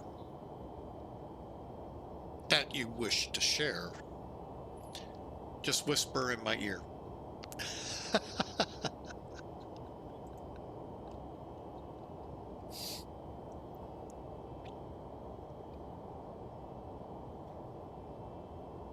And then we'll play the real December 31st, see how it went. Or January 5th. All right, we just entered the arrival. And if you're new to the channel here on Twitch, hey, we'd love for you to hit that follow button so that way you'll get an email notification when we go live. If by chance you're watching this with YouTube when this gets posted in a few days, you'll be notified when you click subscribe when we post the videos. We're not live on YouTube yet. I don't know if we ever will. I just don't think my video card could dual stream that well. So we'll just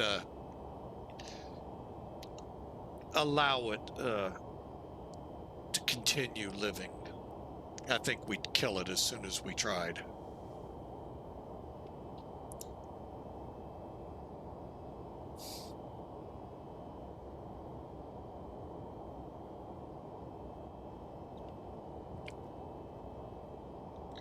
Oh, my eyes are like either dried out or just itchy. I don't know what.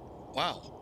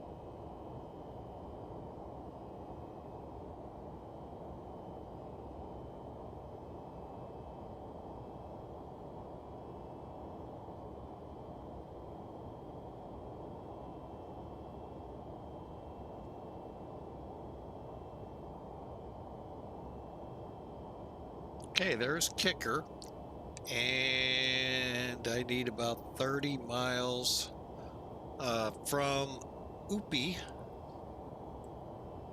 for this approach to start our descent. So let's start plugging numbers in. Okay, first things first, let's look at the status page.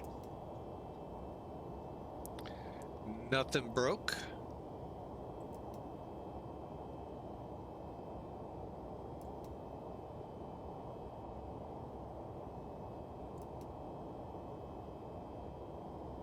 Okay.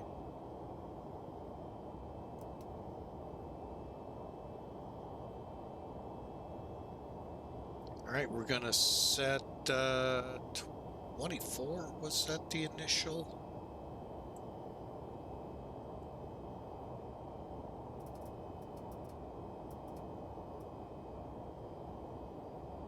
Kind of shocked ATC hasn't told us anything.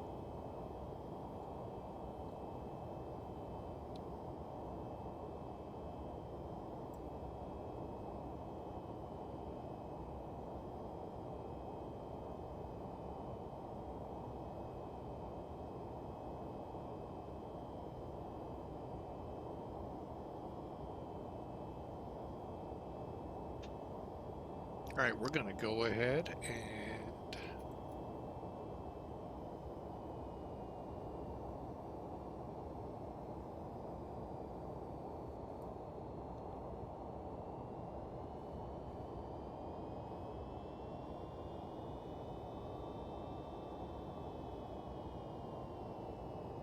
take it nice and easy on down.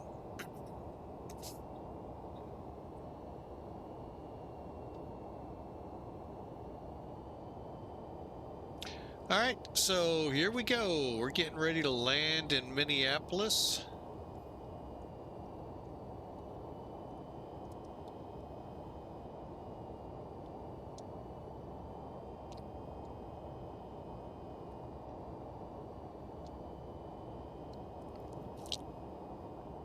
A little early for the landing, but you know what? Never really too early. Put your predictions in if you're that kind of person. As we begin the arrival.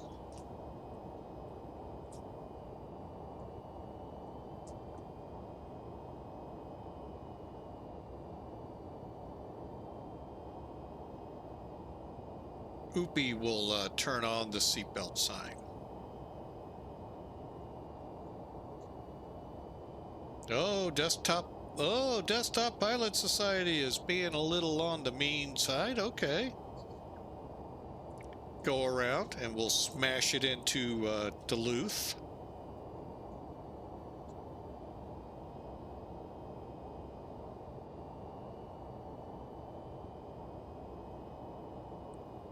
But that's awesome. We have 2 guesses in now.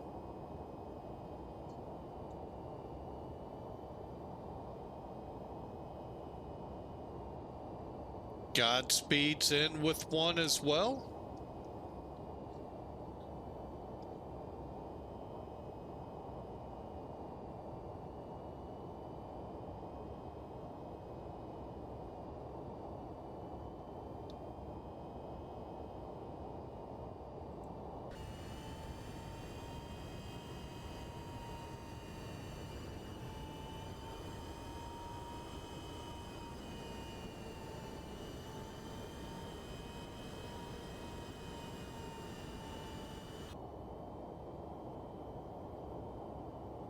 All right, we're about 20 minutes from the ground, so again, still time. Oh, Pratt PT6 in with a guess. All right, let's see what we can do and who will be. Hopefully we can figure out who the winner is. Again, anyone putting predictions in, always make sure, exclamation mark, the word predict, but you need a negative number. Make sure you have a negative sign on it. Otherwise, you may be right, but the system will say you're wrong. But everyone so far has done that, and it looks good.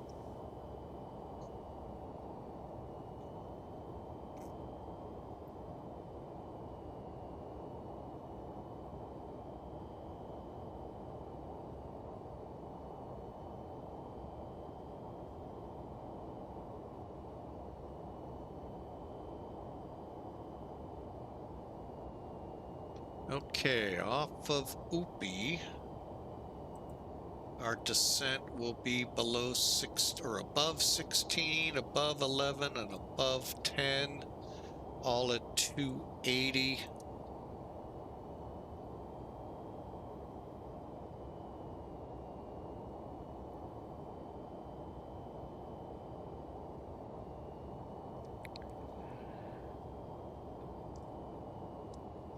Okay.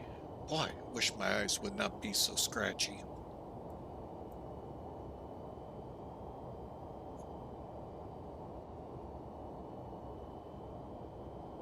And if you notice the hockey stick, Airbus drivers, hate to say it to you, the Airbus 11 lives on.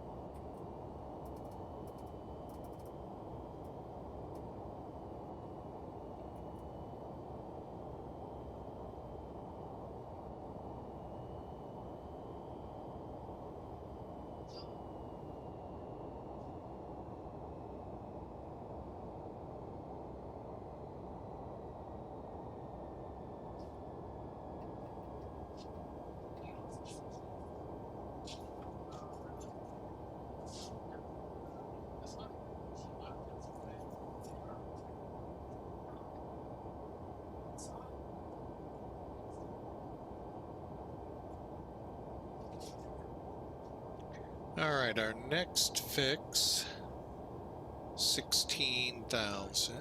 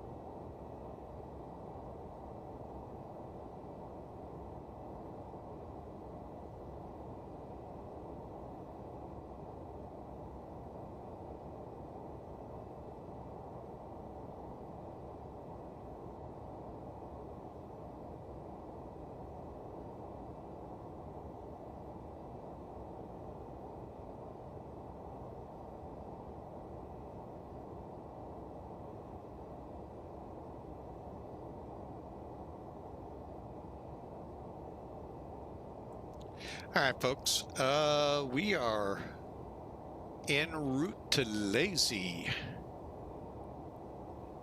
Slowed up to 280 as we're supposed to be. And all the way in, looking pretty good right now. So, again, Happy New Year. Welcome in. Thank you so much for all the support back in 2025. A whole whopping day ago. Although, I've already seen a couple, big websites I follow talking about Happy New Year. May 2025 be the best that it's ever been. Yeah, it wasn't me that wrote it. Yeah, everyone's favorite time of the year when we get the year always wrong. It'll take a month or two to work that out.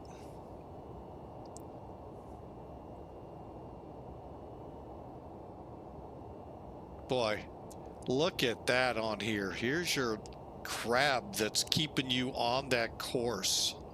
Wow. Like I said, when we pre-flighted about an hour or two ago, when I got the weather, the winds were No, hang on. 308 at 93. That's the average for the whole flight. Oof, rough. And for our landing data, let's see. We are not going flaps 50. We're going 35. All right, let's see how it computes here. We're going to go ahead and get our landing information set up.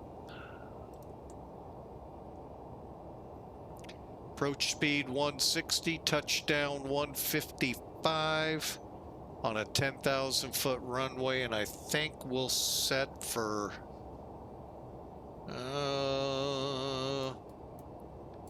medium, because we do need to get across the runway. Yeah, I know. It's just been a year since we've seen each other.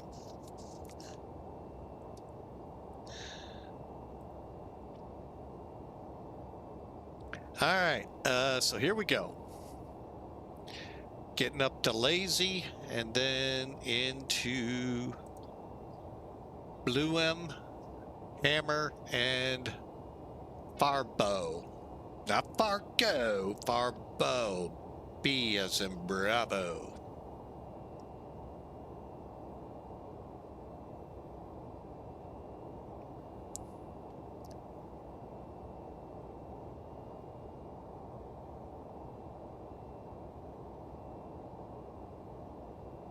All right, let me set 10,000 feet at no fold.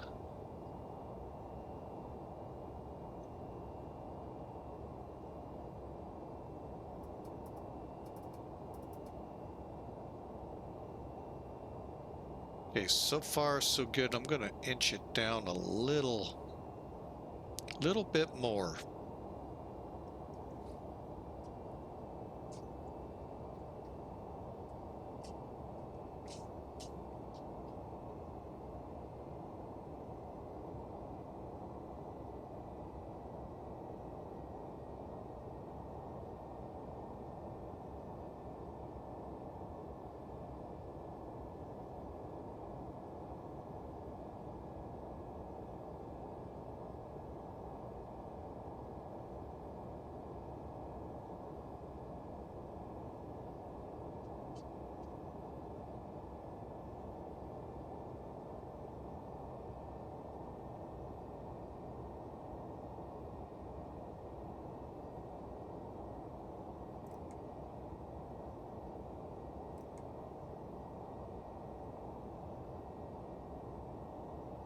That just gives you an idea over here. Even though it's terrain, we should see terrain features. I know ice doesn't show up as terrain. Sorry, folks. But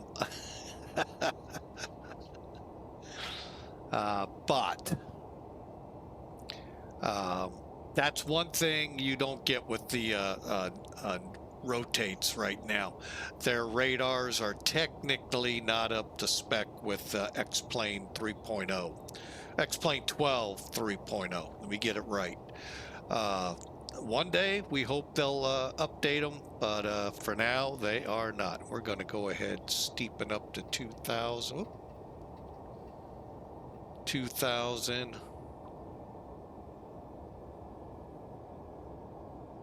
And if need be, we'll start using the speed brake to help keep our speed under control.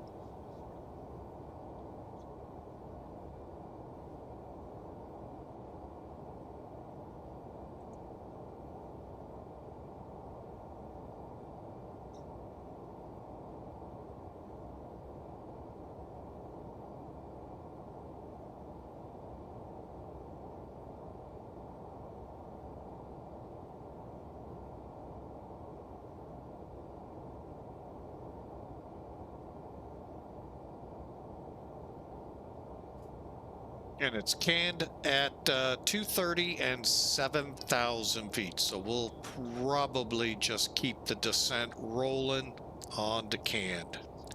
Then it's down to 4,000, I believe, to intercept. Yeah.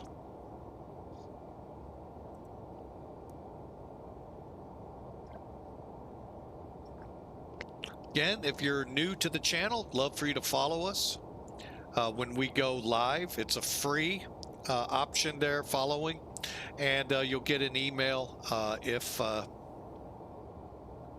you tick off the notifications, and it'll let you know when we go live.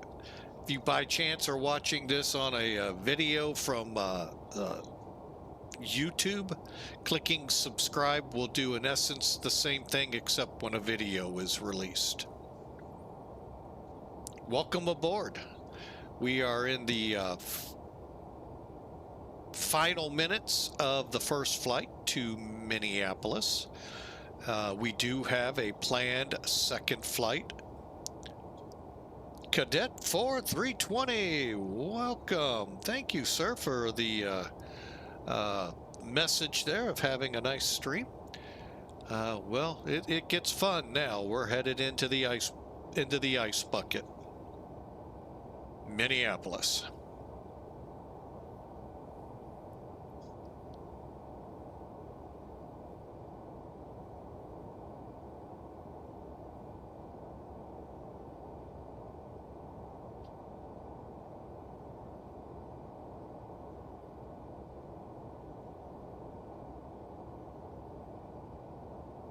Ah, okay, you bought the MD-80. Okay.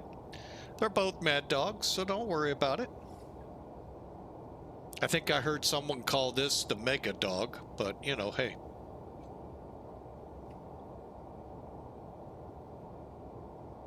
Hope you enjoy your MD-80.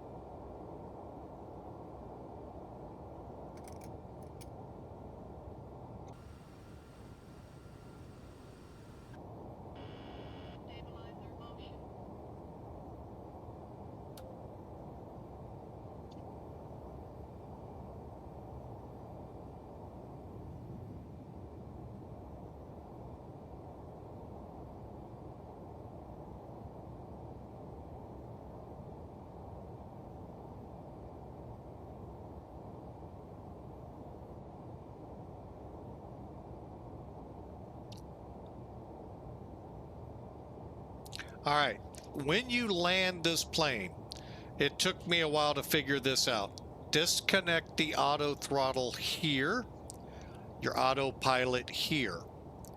Otherwise, you find out it doesn't do it for you.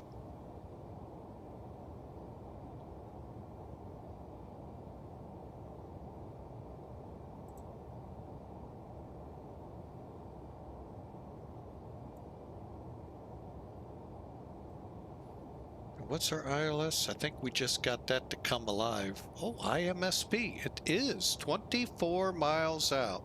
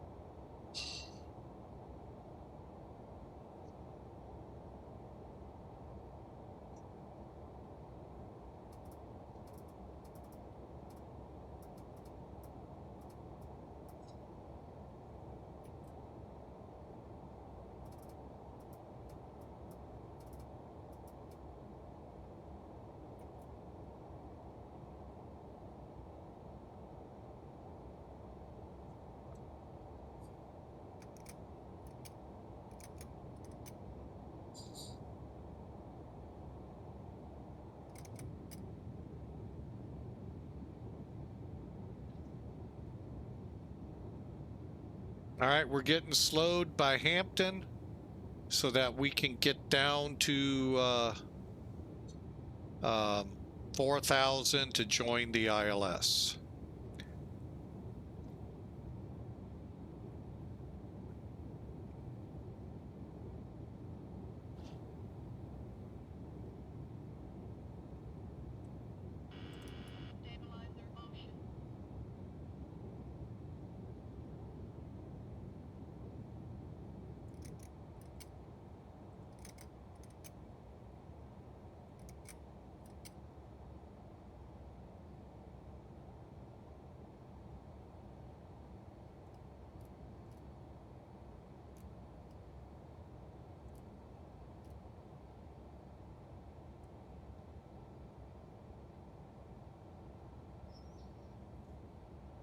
All right, here we go. All right, so our approach speed will be 160.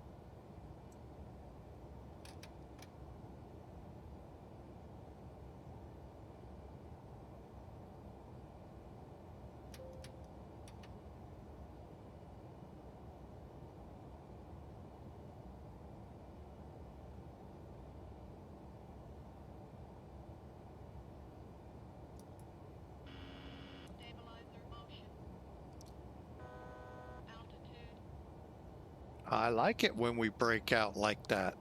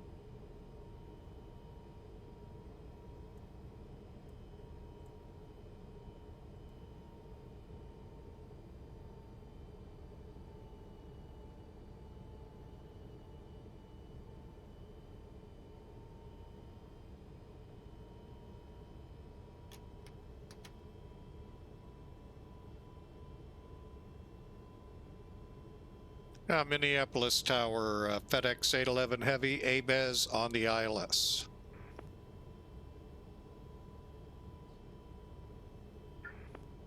X811 Heavy Mini, good evening. 30 left, clear land, the 1250 at 6. Clear to land, 30 left. We have the weather for FedEx 811. Thanks. I got a runway too.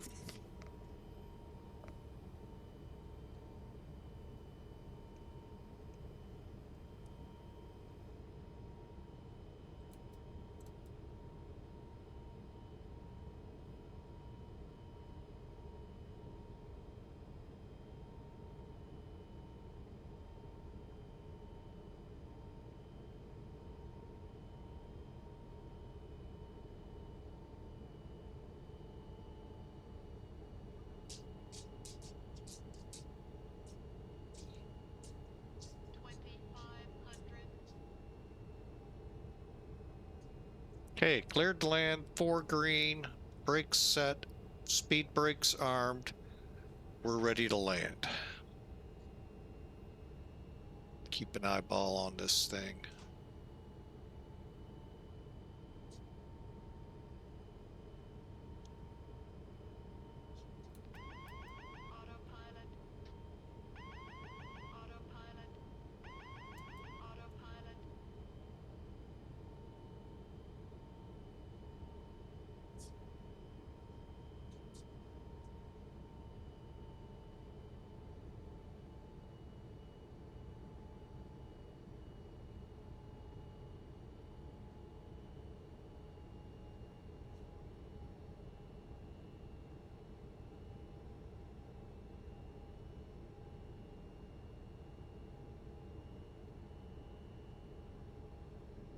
All right, here we go. Last chances, folks. Exclamation mark predict and then the negative number.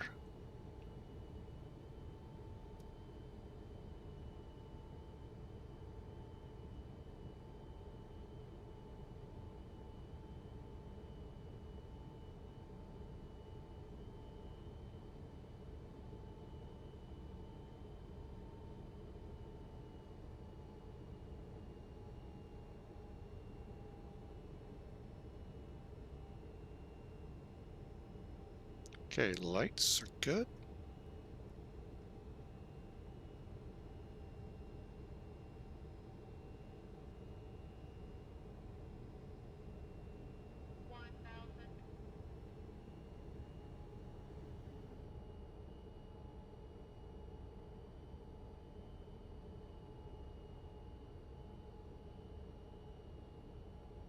All right, we will be landing. We're stable and central cargo.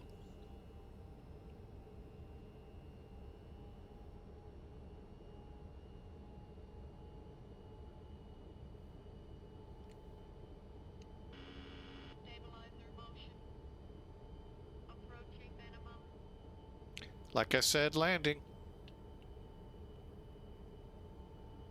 Why are there so many deltas here?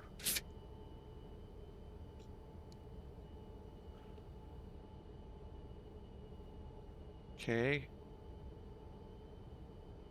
Speed a little fast. Landing.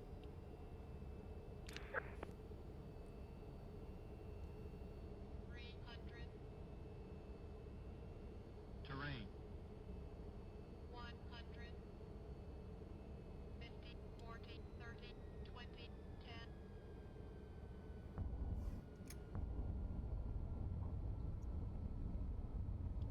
Minneapolis Star, good afternoon and Happy New Year. Delta 1433, for the pushback, we have Yankee. Delta 1473, many good afternoon. Push approved. Do you need DRs? Push brief and stand by for the intention for Delta 1433.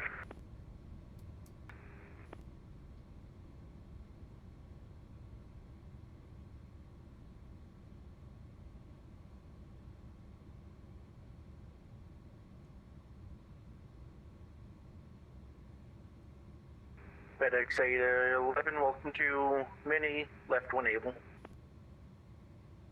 Yeah, we'll be getting off here. I believe it was Whiskey I went by to the left.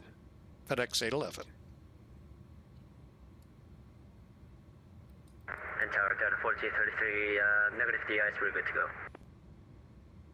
Delta 1433, roger, advise, ready for taxi. Delta 1433. We're off 30 left Delta, correction, FedEx 811.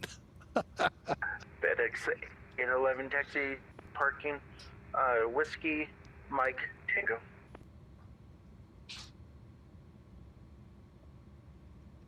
Whiskey Mike Tango for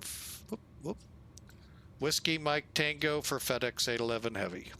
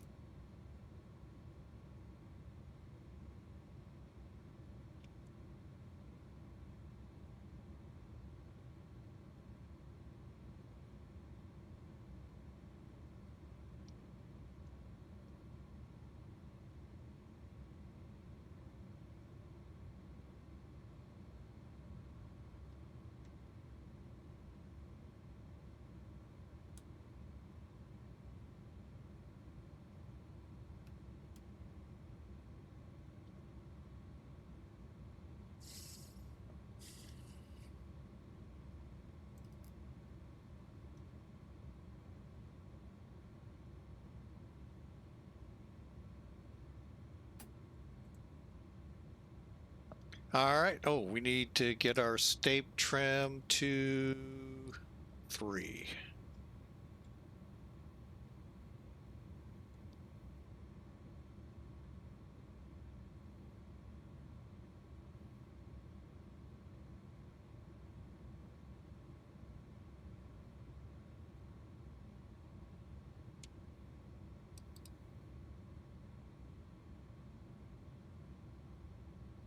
Tower Delta 1433 is now ready for taxi, and we got the ATIS, obviously, but if there's any pirate or right condition, that would be appreciated. Delta 1433.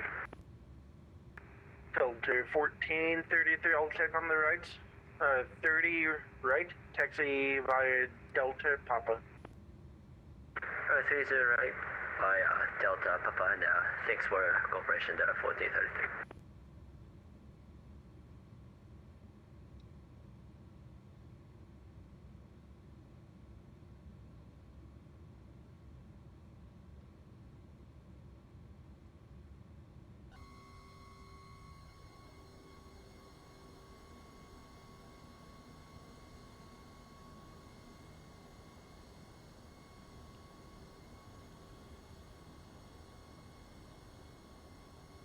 Would have swore I put those flaps up.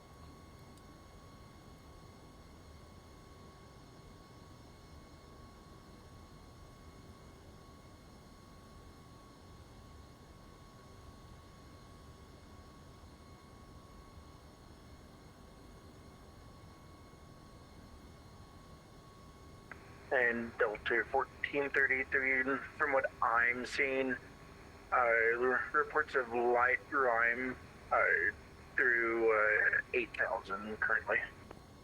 Delta 1433, appreciate it.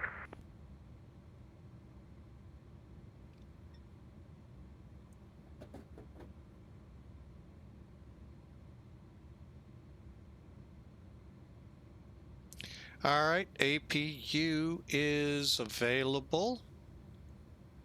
We'll get the lights turned off.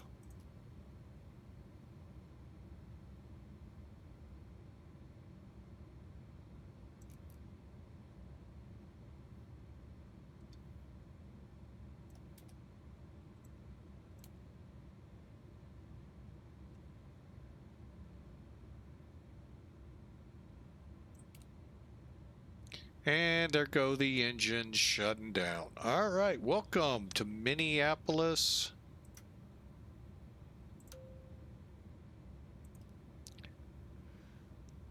And glad you're here. All right, we made it. First flight down. Next one's a little shorter than this. And there it is, the Purple People Eater.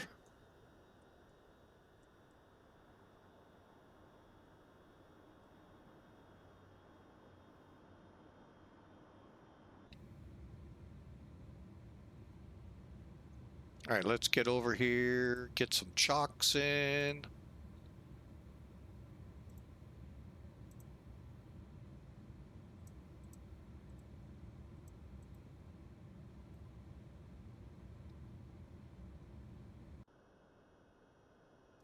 There you have it. Welcome again to Minneapolis. All right, let's see how we did. We'll go back and see. Did we get 104? Holy mackerel, really? 104 feet a minute. Yeah, it did feel nice. I'll take it. 148, not bad. And log it.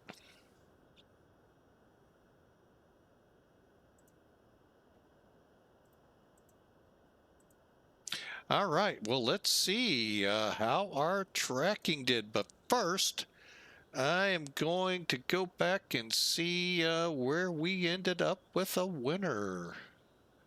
Somewhere in here. Great landing. Shep Lavasha, welcome. Thank you for the first time chat and the mention of a great landing. Thank you. Desktop How'd you get the winning guess at 3? I thought I had someone at 200. Yeah, 80 feet a minute. No, you're way off. You must have changed. Okay. Desktop Poet Society. Outdid me even. I don't get it. Anyway, good job there. 420. And we'll, you know, I'm fine with that. I don't get it. But it was fun indeed. If you're new to the channel, hey, thanks for joining us. Hit that follow button. Love to have you, so you know when we go live next time. You'll get an email letting you know, hey, Flying with Mike's up and going. If you're on YouTube,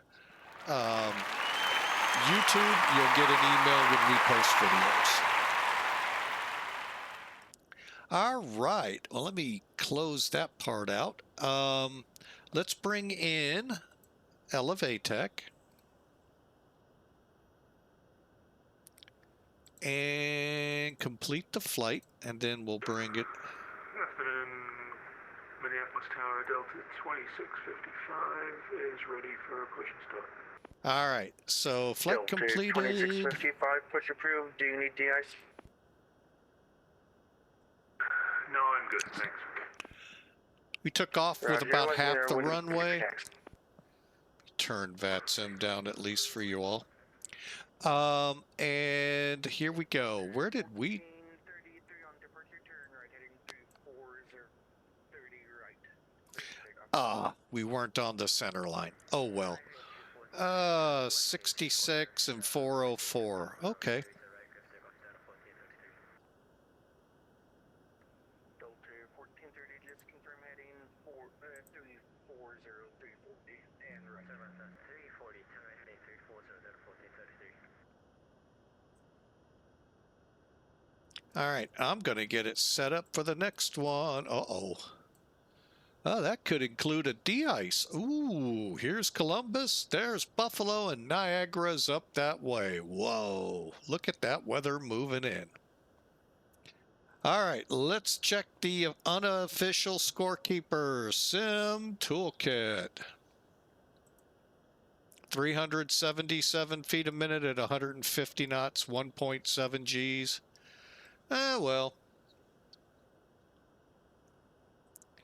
can't always get a great landing. And the MD-11, to me, is always a tough one for me to really pop a greaser. It happens on occasion. The airline got me at a greaser. I don't know why the rest. View details. 2-hour flight, 600 miles, 14,700 kilograms of fuel. 1.78377. Now I see why you won their Desktop Society.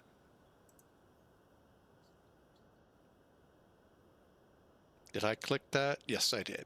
All right, so we landed 800 feet down the runway, almost 900 feet, 13 feet off the center line.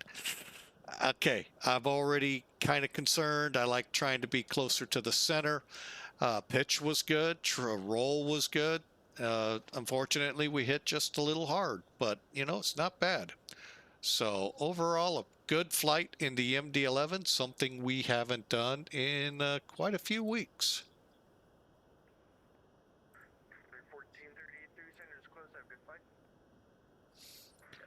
All right, so let's do this. I am going to... What I want to do here, those of you on Twitch, stand by. We're going to kind of run some outro music for our YouTube crowd. We'll post the video later tonight. Hang tight. We will be right back. We're not going to shut the stream down. So stand by, and we're going to reposition in Columbus, Ohio. Hey, folks, I want to thank you for joining us. It's been a wonderful flight. Great turnout, great crowd. I hope you all have had and are going to have a really happy new year. So enjoy, and we will be right back, Twitch. YouTube, we'll catch you on the next video.